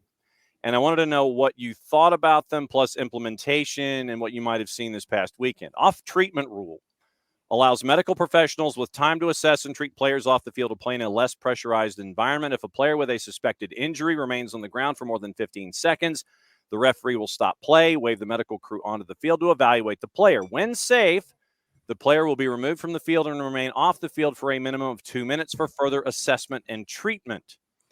Then you have the time substitution rule. Maximizing, and this is words from Major League Soccer. Maximizing effective match time, the time substitution rule requires that a substituted player exit the field within 10 seconds. Failure to exit from any point on the field within the 10 seconds will cause the incoming player to wait for a 60-second holding period before entering the game at the next stoppage. During the holding period and prior to the substitute entering, the team will play down a player. Exceptions to the rule include injury and goalkeeper substitutions. You also had your in-stadium VAR announcements that are attached to that as well. So we got them. They're now a part of the match, and we had still stuff to talk about involving them. Yeah, I mean, I think the first thing I'll just say about all these is if you're counting personally all of these things, I think you're misunderstanding these rules, right? Mm-hmm. Yes, you're keeping track if you can as a referee, but like, come on, these are supposed to be just ways to make people act a little bit quicker, or give us a little bit better stipulation on when does a player need, when do we actually call for medical assistance for players? Because how many times, John, have you seen a player who somehow has been shot, wounded, left for dead, and then 5 seconds later, just a bunch of we're scratch. Still playing, we're going, I mean, so that's kind of this like a good, for example, I had a game yesterday where a kid and his teammate ran into each other, and kid falls down. It's not a head injury, so I have no obligation to stop the match. But, I'm still got an eye on him. And after about 10 seconds, he's still down on the ground. And we get to a point where I can actually stop play because we're not in active defending or attacking modes. That's one of those times where you can go, oh, okay, so he is actually down on the ground. He is actually needing a medical assistance. And so, 15 seconds, maybe that's some obligatory or, some random number they chose, or some, maybe there was science behind it. I don't know how they landed on that, but that's just the threshold of like, oh, okay, they're actually hurt, so now let's bring them on. I think that's actually okay. Now, the other one that we got into with this is, well, Miles Robinson was or was not hurt. Who knew? Yeah, this one I've got an issue with, but go ahead. No, I'd like to talk about it because I think in the referee's mindset, you're going, well, I guess the trainer came out onto the field. So at that point, the ref can't go, well, they came out for this guy and didn't attend him at all.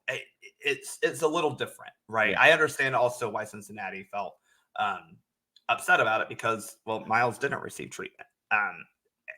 What's his face did? Holland, or not Haglund. Sorry. Did. So I understand, and that's a growing pain of these, I do think, because the referee said, well, the trainer came out, you were hurt, he was hurt, the trainer came out on the field. What are we talking about here?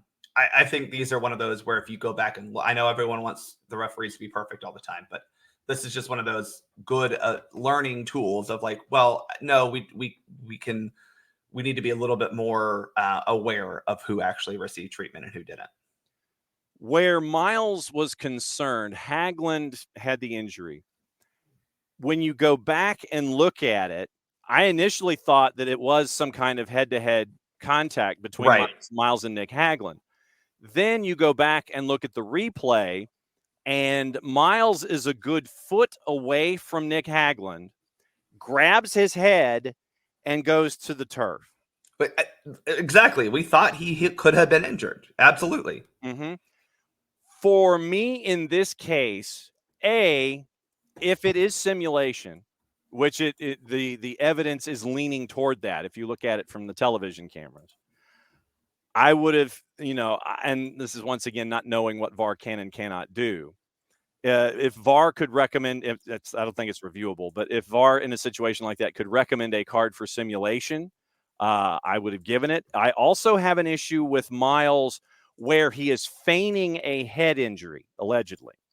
And in this current day and age where we are putting such a premium on paying attention to head injuries, for Miles to apparently fake a head injury and go down to try and slow down momentum, I really raised the people's eyebrow on that one with Miles, because literally he was not close to Nick Haglund, grabs his head and goes down. And again, that's why the referee said, well, what are you talking about? You were injured. The trainer came onto the field. You need to go off. Because if I'm looking at that, when I saw it live, I thought, oh, same as you, John. Oh, he got hit in the head or something. So I'm with you 100%. I think this was. I understand. Again, this is a learning tool so that referees, because you can still learn from this and go, okay, let's make sure we see who gets treatment and who doesn't. But at the same time, Miles looked like he was hurt and went down apparently with a head injury. And we do have the authority to stop the game for a head injury. So I'm with you. But but for me, it legit. You know what it was, John? It was the turf. Yes, the turf impacted his head. Absolutely correct. Yes. Yeah, that's why he's playing in Cincinnati, right? Because turf. Yes, turf is somehow evil. Yeah, turf is incredibly evil as the thing. But yeah, it was. I'm not the only one here in the Twitch pitch. Hutch and Michael Valverde, they were not fans of what Miles did. And the appearance of what Miles did. So let's, like I said, unless you ask Miles and Miles comes clean and sits and goes, yeah, it's what he apparently did. We have to put that qualifier.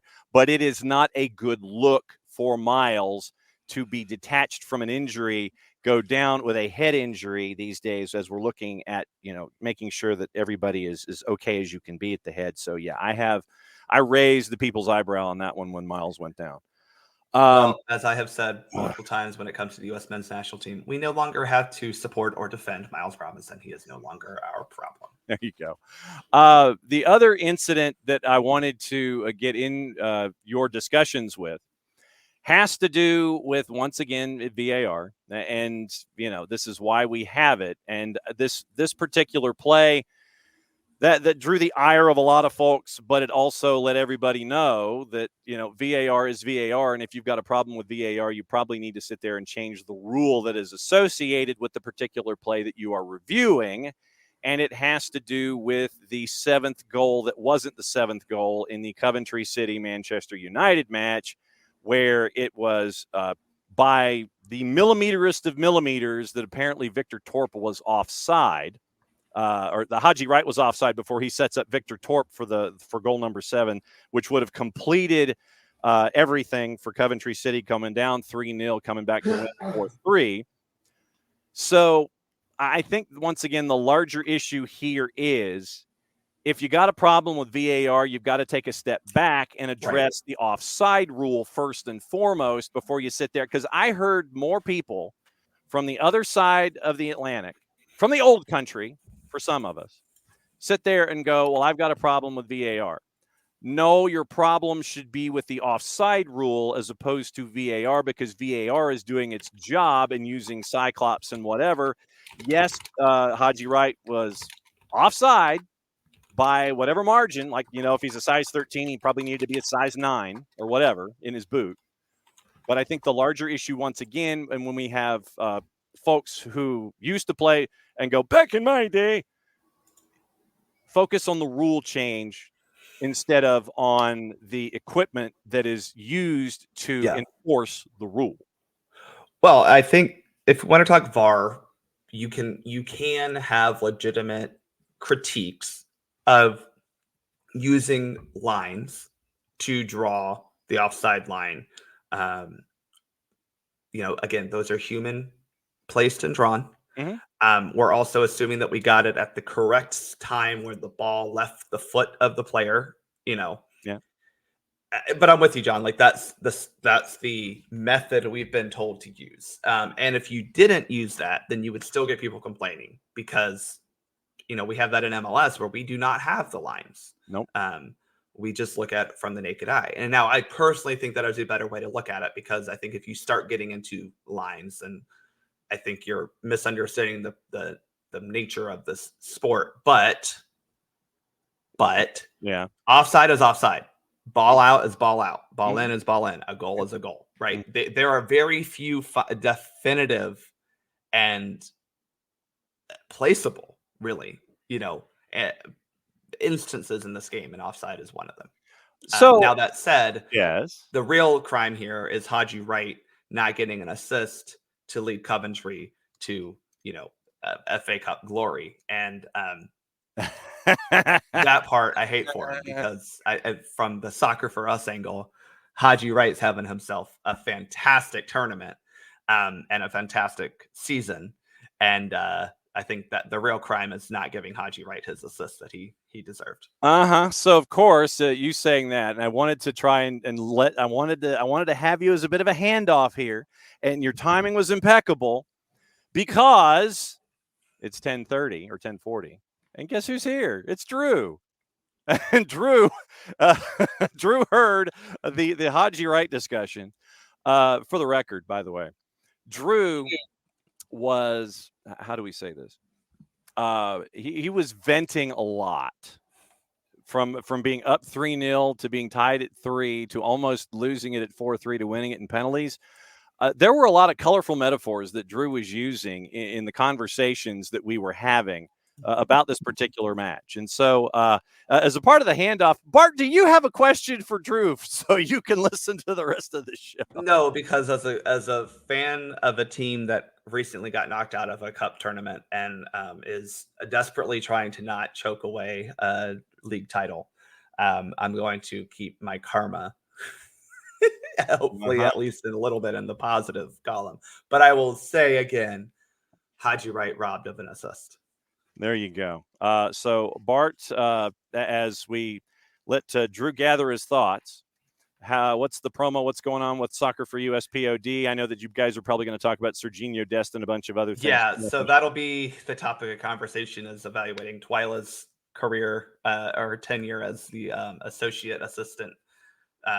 The substitute teacher. The associate assistant substitute. Yes. And then also now Serginho Dest being gone for, we don't really know how long yet. PSV was not clear, but just definitely said an extended time. Now that I'm hopeful that just means like the rest of the season. Yeah. That's what Dest said on his Insta at SoccerForUSPod, Artemis Prime 19. As always, my friend, thanks for hanging out. And I'm glad the real world intervened and said, no, you can be here at 10 o'clock in your normal time slot. So just yell at us when you need us. We'll be here soon.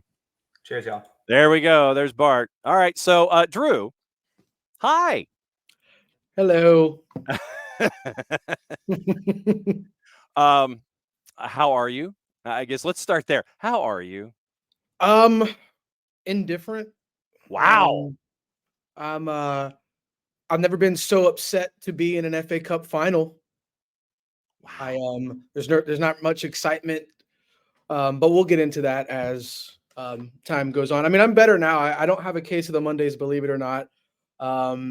I'm in a good mood. The only thing that I don't like is the absolute ridiculous Thomas Tuchel rumors. Like, just go ahead and bury that in a sandbox and never dig that rumor up again, because you want to talk about a self-destructive manager who does not get along with anybody in the higher ups of any club. It's Thomas Tuchel. And that's one thing United don't need. But I digress, and we'll go back to Coventry if you'd like. Sure. I mean, and Maddie's here as well to discuss things. And Maddie is trying to, get her cup of coffee and fight her allergies and all these kinds of things. So she's having a fun Monday, even after she was, we do have the screen cap of her at Mercedes-Benz Stadium from the weekend. Yeah. Listen, my allergies, as you can hear, my voice dropped 3 octaves. It's fun. Pollen season's great. And I hate Georgia weather. As you can tell. So you're up 3-0. You're tied at 3. You don't lose after 120 minutes because of what we talked about with Haji Wright being offside before the assist to Victor Torp in the 120th. Then you go into PKs, and I believe Casemiro wanted nothing to do with the PKs. I mean, Go ahead. No, I'm just being animated. No, nothing wrong with being animated.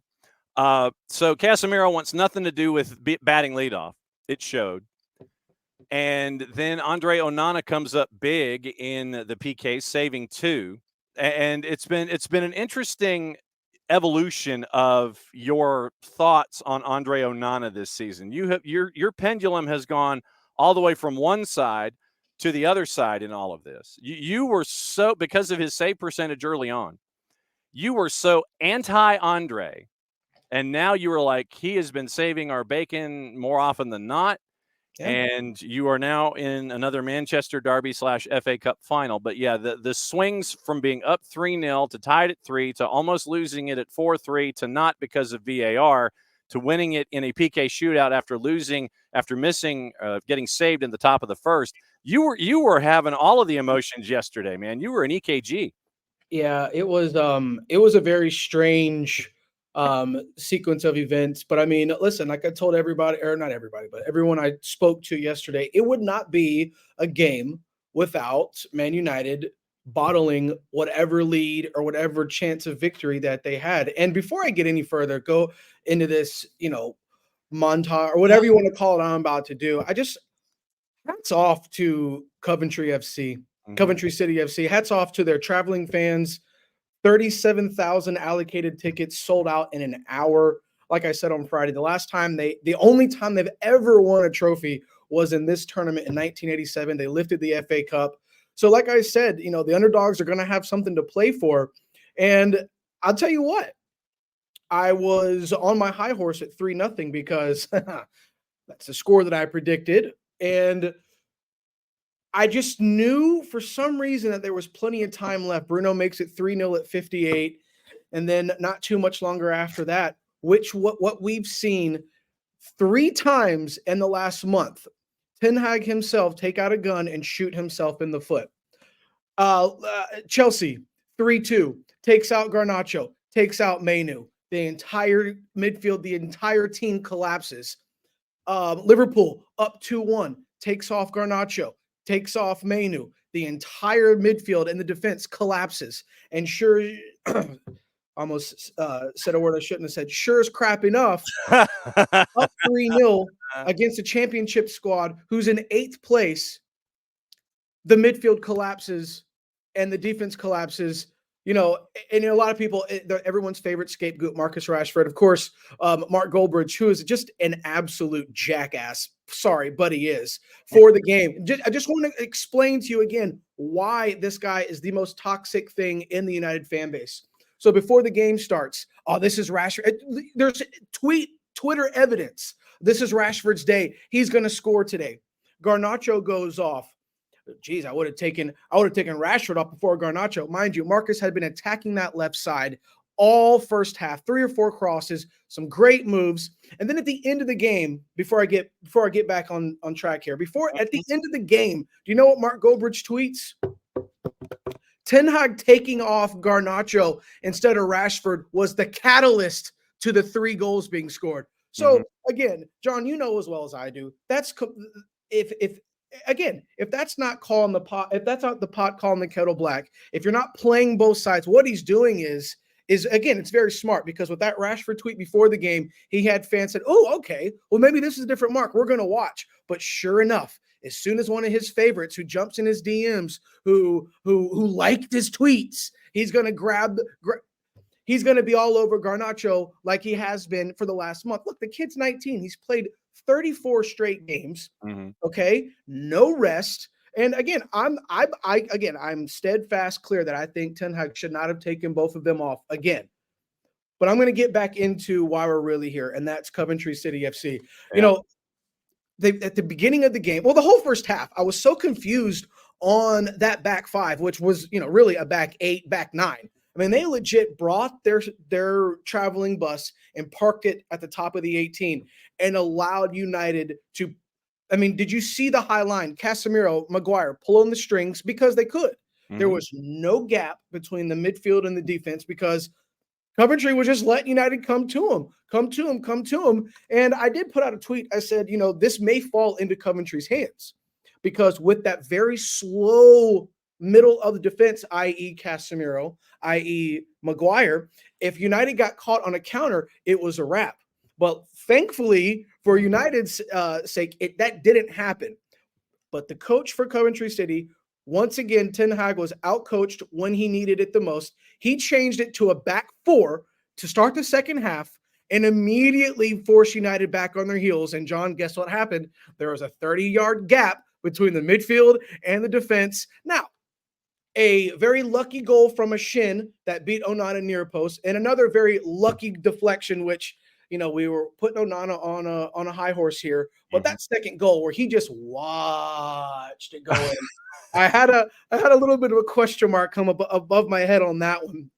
And again, a penalty kick. So no, except for the first goal, which was besides the miss hit off the shin, beautiful. Again, wide open. Besides the penalty kick, both of the goals, they're standing wide open right outside the 6 or inside the 18. One of them was another cutback goal for United this year, which probably makes 600 of the season for that. Yeah. And again, just like Bart said before he left, I don't think Haji Wright got robbed of his assist, because in order to get robbed, there had to be a legitimate reason. Yeah, and Bart did admit that that VAR is what VAR is. It was somewhat, because he is an Arsenal fan, it was somewhat tongue in cheek, knowing that if you got a problem with VAR, you probably need to address the rule that was. Listen, I'm going to continue on that. Trust me.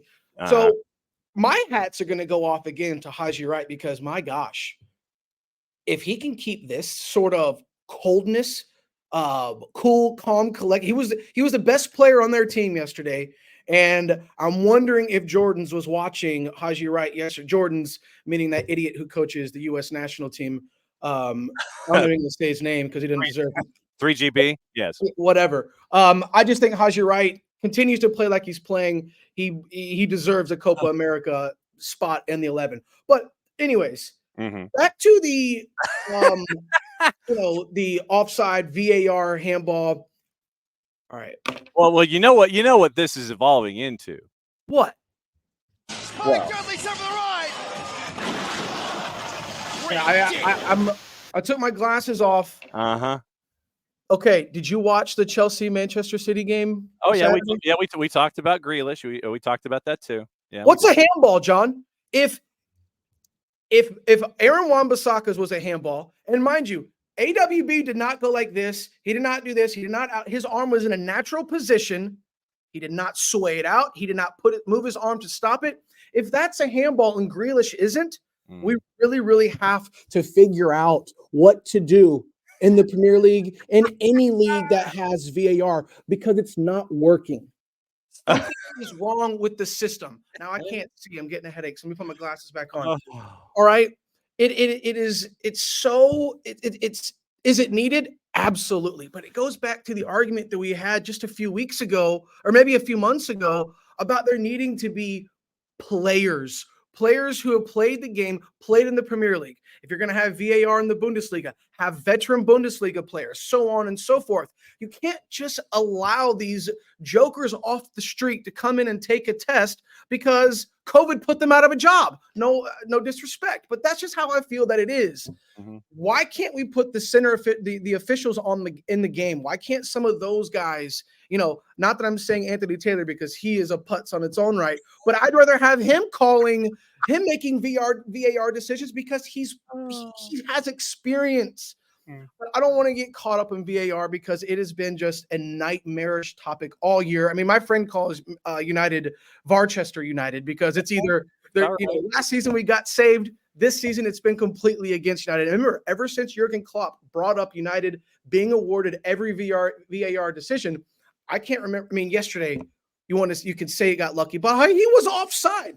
They didn't show the line on the television, but they showed it on social media. So to me, like Bart said, offside is offside. But I have huge question marks about Christian Eriksen, Casemiro, Scott McTominay, who, John, he trained one time last week, which was Thursday, after being out his first training session since coming back from an injury, and you start him. Now, I don't think Scott played bad, but you know what that resulted in? He had to come off because he was injured again. And do not get me started on these injuries, okay? Because Mason Mount was back, and now he's not back. Kambwala is 19. John, he should not be out with a muscle injury at 19 years old, i.e. Garnacho, Kobe Mainu, 18, 19, have played non-stop. Hell, Diogo Dalot hasn't missed a minute all season.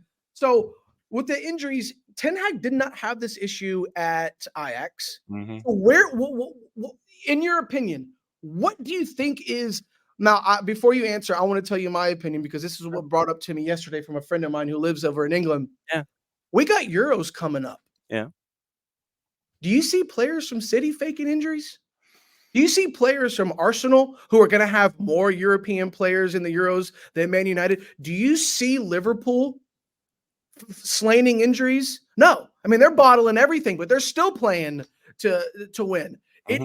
There is an issue with the standards at Manchester United, and damn firing the manager. Ten Hag can't play 120 minutes. He does the best that he can. Yeah, he made some mistakes. Mm-hmm. He does. But the players on the field really, really have to be questioned. Why do we keep switching managers when Mourinho said yesterday there's 5 players on the starting 11 who were on his squad who he didn't want in 2018? So we need to start having an overhaul of players before we continuously blame everything on the manager. Are you going to get in trouble at your real world? No, it was my mistake for letting it go that long. So I'm still fine. I can go a few more minutes. Well, no, I was just going to. No, you're good. I mean, you hit a good stopping point. We got some other stuff that we got the news of the morning to get into, especially with Barcelona. Sorry, it took so long. No, it's all good. No, I want. That's what Mondays are for. Mondays are for getting things off of our chest. Can I get one more thing off my chest too? That I don't think a lot of people recognized. Please. Yesterday, Eric was forced. Now, 2 of them were already starting 11, in McTominay and Rashford. Mm-hmm. But minus those 2 players, he had 7 academy players, academy grads, academy players, whatever you want to call them, 7 academy graduates in the squad yesterday because of injury. 60 plus separate cases of illness and injury for a manager who's gone to 3 finals in 2 years, 2 of them being the FA Cup, which United hasn't won since 2016. What does Ten Hag have to do? Because again, it's a fickle fan base. Marcus is the scapegoat. So what's next when he wins the FA Cup and Rashford scores a double? Because Marcus is good. If he's not injured, you know as well as I do, Eric will start him. Mm-hmm. And I don't think he should now. I think Garnacho should move to the left and Ahmad should start on the right. But who knows what's going to happen? We go again on Wednesday at home against Sheffield. That just got slotted back in because of the FA Cup replay. So it's another 3-game week, which United hasn't had since Europe. So, John, my hands are up. Yep. But like I said, that's why we have you do this. That's why we have everybody on the Twitch pitch do this about whatever topic is on their mind on a Monday. It's Reaction Monday for a reason. We want to make sure that your chest is no longer troubled, or at least it is less troubled after. It is now. Thank you, sir. Yeah. So 3D coming up again on Friday. We had an early week 3D because the man was losing his mind and we had to get it off his chest. Drew, well, it'll also be like an extended 3D because I'm going to break down Sheffield and I'm going to get into Burnley because listen, those are 2 teams who are fighting for their Premier League lives, and maybe it's a little bit out of the fight for the Blades, but for Burnley, 3 points, even 1 point for Burnley can put them closer and closer to the safety zone.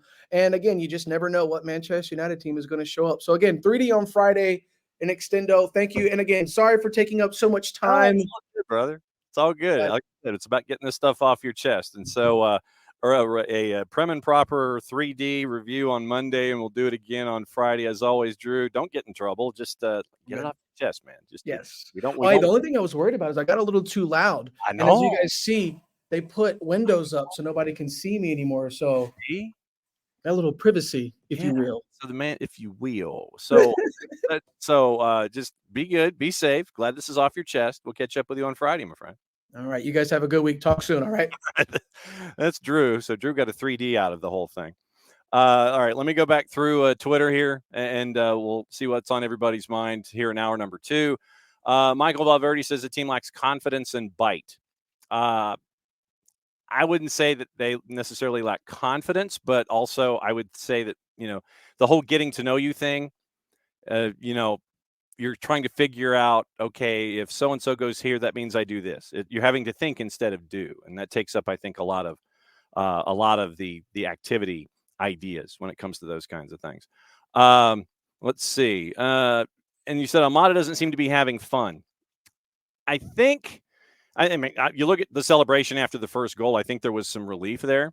I know that obviously, I think that, Thiago enjoys the game, but I think at the same time, there might be on some level, the idea of pressure because, okay, Gigi's not in the lineup and, Shande's not in the lineup. Things are a little different than as the guy. You kind of put that pressure on yourself. So that might be what you're seeing, Michael. I think he enjoys the game. And, that when we see Atlanta United 100% healthy, and then you see that kind of enjoyment come through. But, I think and it doesn't matter who we're talking about, we all put pressure on ourselves. Shoot, I put pressure on myself every single day. And so I think that it's just wanting to do right by your team, if that makes any sense. I think that that's what we're seeing with Thiago when players around him are injured. It's like as one of the team leaders, you want to sit there and it's like, okay, I want to do my part to try and help out that much more. I think that's what you're seeing from Thiago.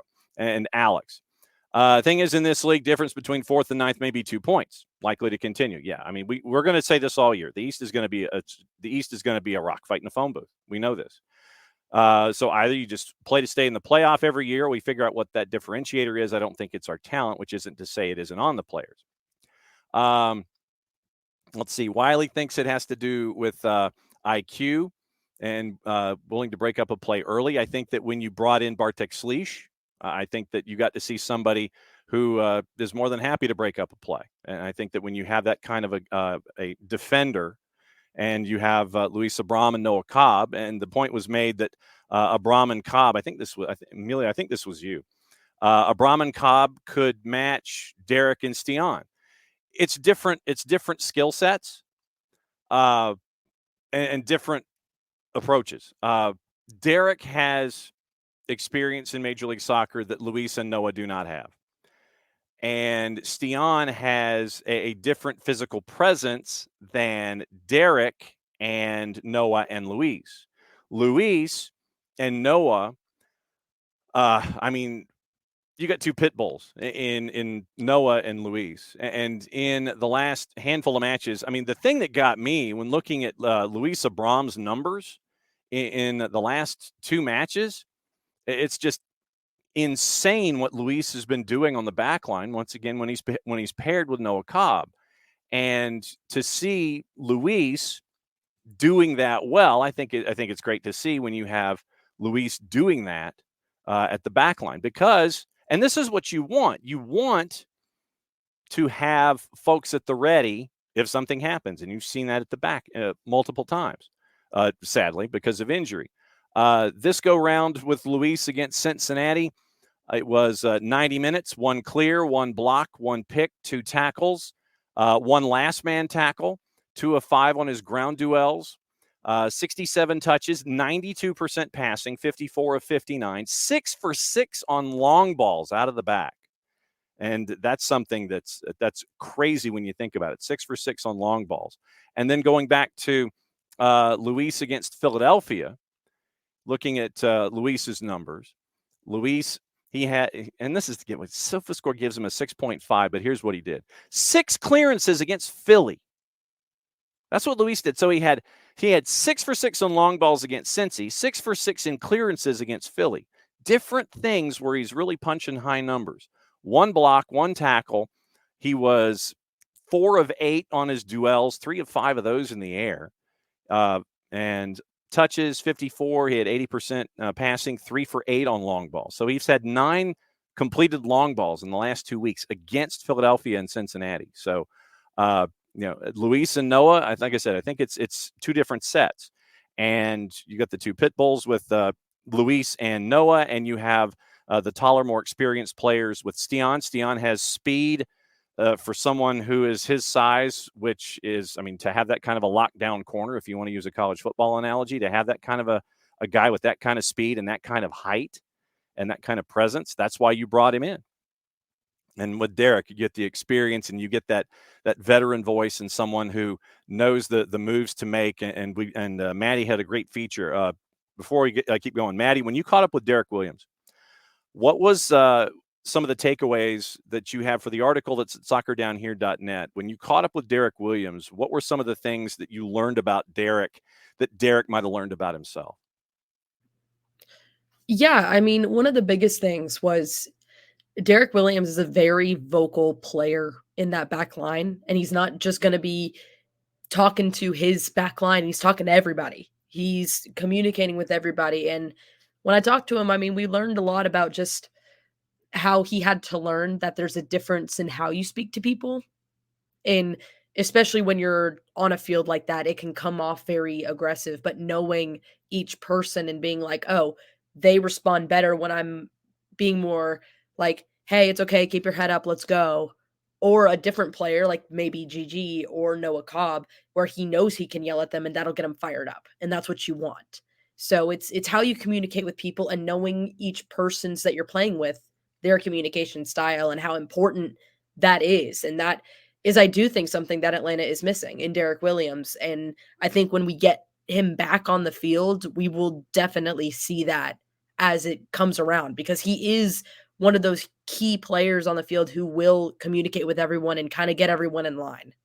Yeah. So it was Maddie caught up with Derek. So if you want to find out about the conversation the two of them had, you can go to soccerdownhere.net and you can find out more about Derek Williams. And I think that that's also key here early in the season, since we're close to the quarter pole, where you can find out about the new guys. And Maddie has been doing some really great deep dives on the new guys for both Atlanta United and with the twos. So soccerdownhere.net for Maddie's conversation with Derek. It was a great conversation and a great getting to know Derek kind of a thing.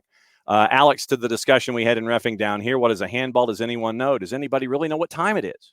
Does anybody really care? The answer, I think, to handball is rules, but then you get to interpretations. And so club announcement. The club announcement that came out while we were having guestesses on the show, Atlanta United's announced that former NYCFC, Toronto FC, and U.S. men's national team assistant coach Javier Perez has been named the club's director of methodology. That replaces a new position that replaces the existing academy director role. Matt Lowry will become an individual development coach within the club. So that's we'll see what Javier Perez brings to the table as the new club's director of methodology. So we'll see what happens there. Getting into the handball discussion, Tom says, I've seen handballs like that not called a few times, so no argument. It was too close.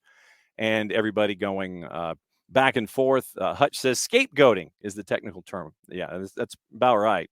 When it comes to Varingham Forest, I guess that's what we should probably call them, is Varingham Forest going forward. And Dell says you're not allowed to call anything against Manchester City. Of course, it's billable hours. Billable hours. I think that blocking your face is permitted, Emilio, when we're talking handball, because you're within the frame of your body work. I think that's where we are here when you're looking at the frame of the body. If you go to protect your face or if you protect other body parts, I think that you're protecting yourself and you're within the silhouette of your person. I think that's what we're getting at. Shooter's in this morning. He has completely, no real surprise, abandoned the Revs. Let's go RIFC. They got their first win against Vegas Lights on the weekend in USL Championship. And then Shooter goes off on Caleb Porter in the twitch pitch. Hutch, refs need independently controllable eyeballs. Maybe we should just go to robots, kind of like in Major League Baseball. Just go to robots. Get it over with. Yeah, Derek, that's what today is. I mean, Derek, that's what we traditionally like to do with Mondays. That's why I call them a reaction Monday, because you have the overreactions, the underreactions, the on par reactions. That's why I just call them reaction Mondays on social media, because I want everybody to understand what happened this past weekend. What happened. We try to add some context to it. We try to get some discussion going about it. We get that the early part of the week. And then as we get into the week, it's like retain the information that we got from the early part of the week and then proceed to the next. It's not like you're just dismissing it and you're going on to the next one, but it's take the information from the week, from the weekend that was, understand what happened, get it off your chest, anything that's because I don't want people to hang on to stuff. I don't want people to hang on to stuff and sit there and just, rage for days upon days if they don't get stuff off their chest. I want you to get stuff off your chest on Mondays and maybe Tuesdays. That's what we're here for. I want folks to take the information from the weekend and apply it forward, getting ready for the next go-around, because there's still plenty of weeks to go when it comes to Atlanta United. Take the lessons about possibly, when to execute a certain kind of a play. Understand that the golazos will happen, and the larger element of the multiple goals in short minute spans, and understanding what, as Brad said, it's down to moments. We need guys to be able to take responsibility and be better in these moments. Simple as that. That's what Brad said after the match on Saturday. And yeah, I mean, legitimately, it is about moments, and individuals understanding in a moment that you do X. Take that information from what has happened. Like I said, beginning of the show, dropping 5 points at home, unacceptable. When you had 2 leads, unacceptable. And I also know that in the locker room, it is unacceptable to them. All right, so let's do something about it. You dust yourself off, you see where you are, and take care of business in Chicago. Then you come back home. You've got Minnesota, Charlotte, I don't know what was up with Charlotte. And then you got Minnesota and DC at home. Take care of business. You got a match in hand also. And so, as Alex said, the East is going to be the East. There's going to be some whiplash when it comes to the standings. That's just the bottom line. You could have a great week and you can rock it up the table. If you have multiple matches in a week and you hit 2 clunkers, you could be dropping. But the East is going to be a fight. It will be more competitive than the West, I think, by the time it all settles out. Del, I did not hear about the Zidane rumors. Is he going to attempt to go to a man? Is he saying that he's going to do something else other than the French national team? Well, and Hutch, bless you for saying that I'm the Lucy Van Pelt of morning shows and podcasters. But I'm not going to pull the football out from in front of you. And I'm not going to cost you a nickel either, or a dime, or I don't know what her cost is these days. Doctor is in. It's not going to be a nickel. I'll tell you that right now. It's not going to be a dime. I'm not charging for this. I'm not charging you for the doctor is in. I feel like I should put my arms on the table at this point. But no, look, like I said, you learn from it, you move on. The East is going to be a fight. Chicago's up next. And if there's anything else on your chests, tomorrow we'll talk about it tomorrow too. Let's see.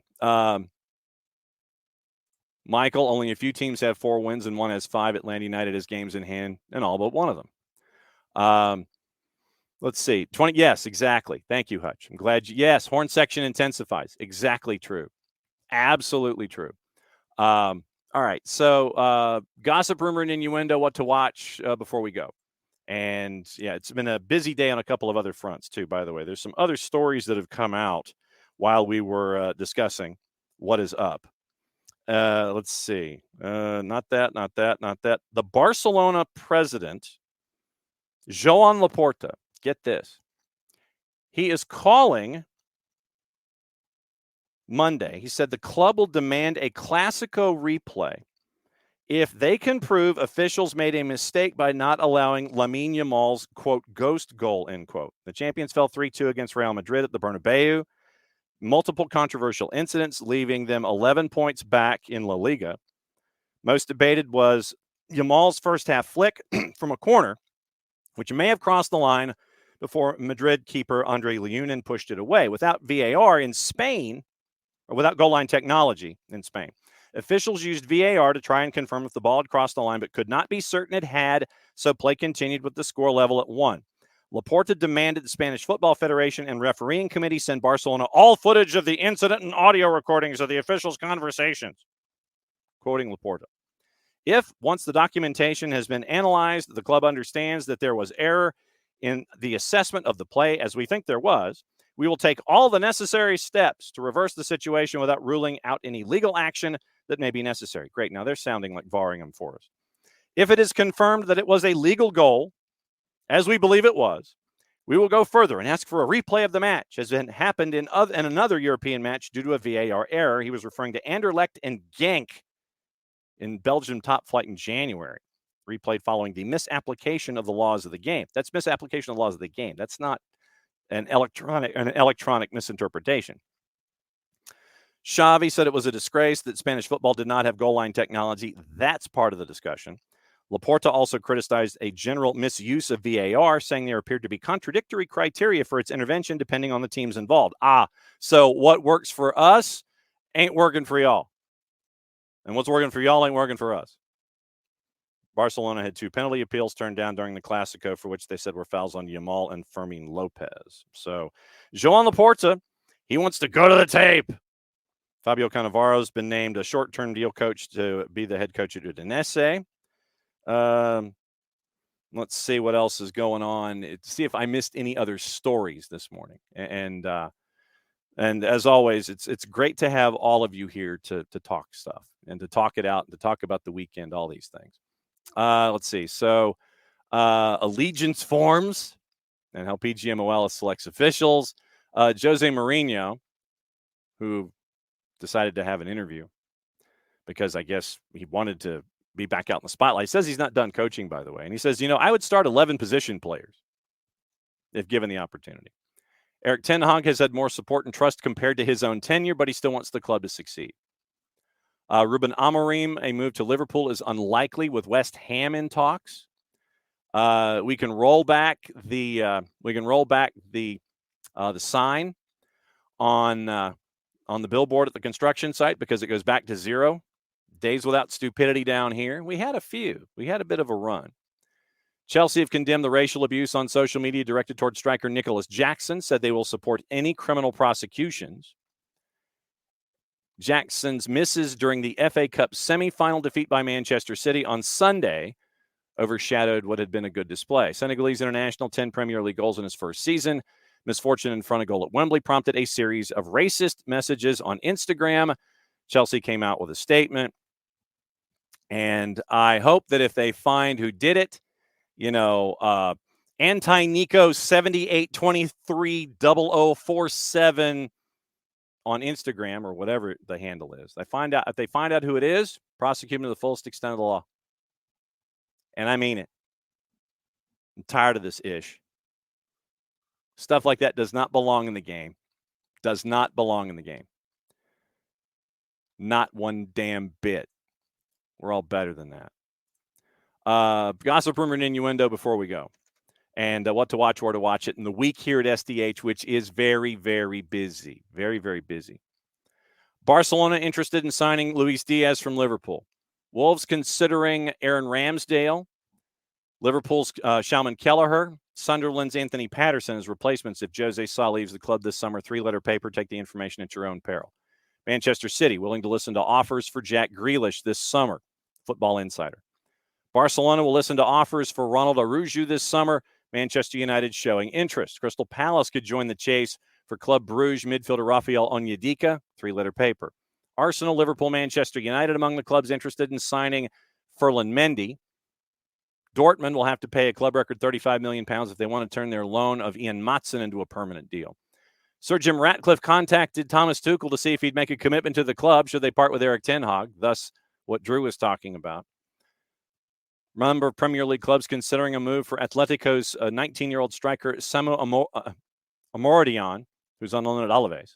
City faced competition from Arsenal and Liverpool to sign Wolves left-back Ryan Aït-Nouri.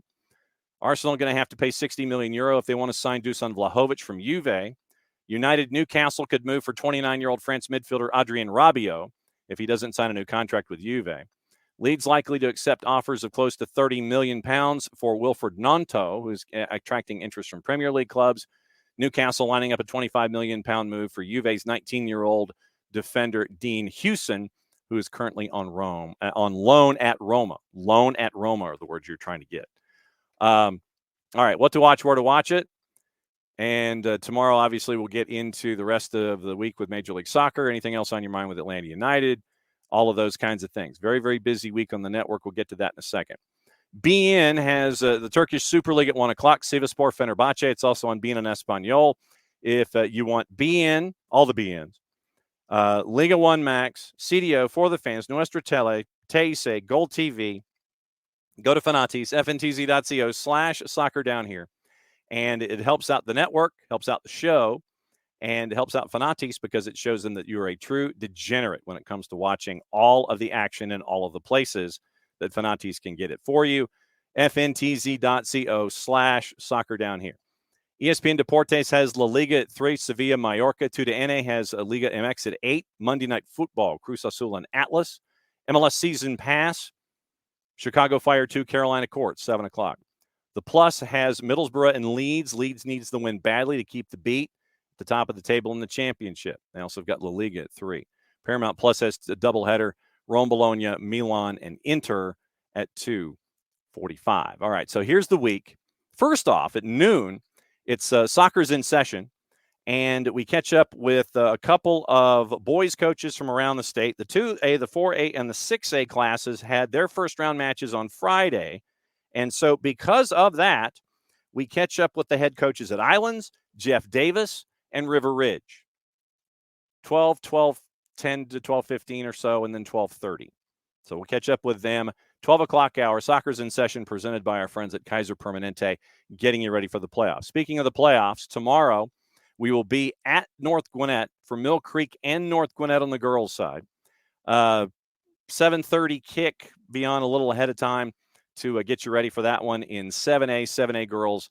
And we will be at North Gwinnett at Tom Robinson Memorial Stadium for that one. Wednesday, it is Atlanta United 2, Chattanooga FC. That is a 7 o'clock pregame start. Kick a little after 7:30. Maddie Cruz, Jarrett Smith, and myself will be there at the Fraction for that one for you. Thursday, Jason will be in Perry for our other second-round matchup, Trinity Christian and the Perry Panthers.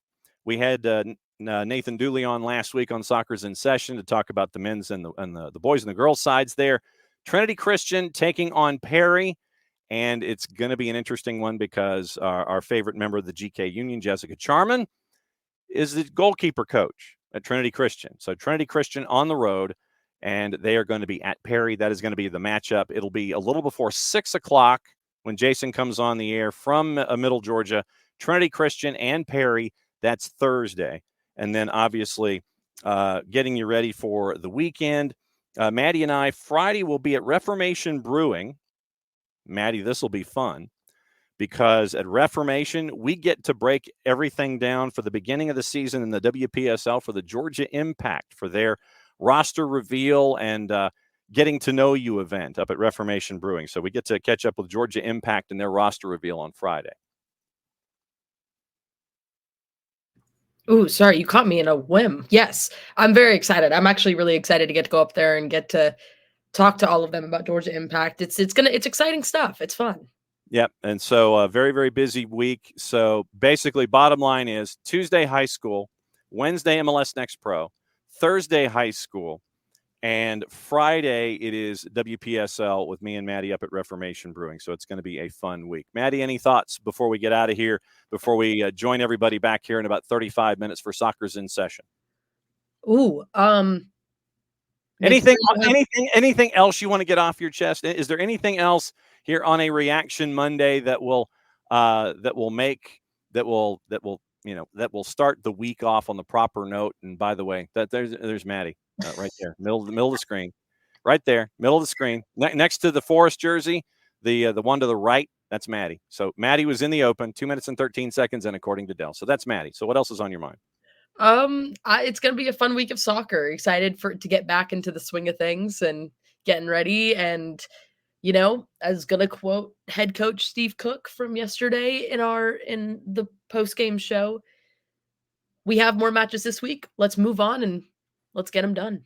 Yeah, so that's what we're going to do. Like I said, it's high school playoffs round number 2. It is MLS Next Pro in the midweek, Atlanta United on the weekend in Chicago taking on Chicago Fire, and the Twos take on Chicago Fire 2 on Sunday. So that's the week for us, and that's the week with you as well. And we love having you here on the Twitch pitch as a part of things all season long. Once again, brought to you by our friends at Alliance Nurse Corps, and I need to get a better I need to get a better holder I need to get like an easel and move this forward about 3 feet. So this is our friends at Alliance Nurse Corps, great sponsors, great friends with us here at SDH. And here's your QR code for Kickoff Coffee, kickoffcoffeeco.com. Don't forget to use the code SoccerDownHere15. You get 15% off your purchase. They, in turn, take 10%, reinvest it into cool things that they've earmarked on the youth side. So it's Kickoff Coffee and kickoffcoffeeco.com. Here's your housekeeping. Here's your scarf for the Marshall Island Soccer Project. And you get to help out from the grassroots, ground zero, help get a program off the ground. We've sent scarves to everywhere from Alabama to Texas to California and all points in between. We've sent them to Colorado and our buddy Hudson, and Mile High 17s as well. You can be a part of it too. Help out the Marshall Island Soccer Federation from the ground up. $32 for the scarf. Then if you go to the website, you download the app, you can see Maddie Cruz, international fashion model, modeling said scarf from on their website. So Maddie's modeling it. You can pick it up. Reach out to the show. Reach out to me. $32 if you want the Abstermobile to deliver it. If you want it put in the mail, it's $32 and another $5. So $32 or $32 plus $5, and you get to be a part of something from the ground up with the Marshall Island Soccer Federation. Back at it again, 9:05 tomorrow morning. Maddie, send us home. This is the end of the show. Thank you guys so much for listening. We'll see you all tomorrow, and it's the end of the show, which means John gets to do this. As Maddie fights her allergies, we'll be back at it again 9:05 tomorrow. Remember, soccer's in session, live, top of the hour. We catch up with folks from Islands, Jeff Davis and River Ridge. Play it safe, everybody. Mucho Platial. See you in 35 minutes.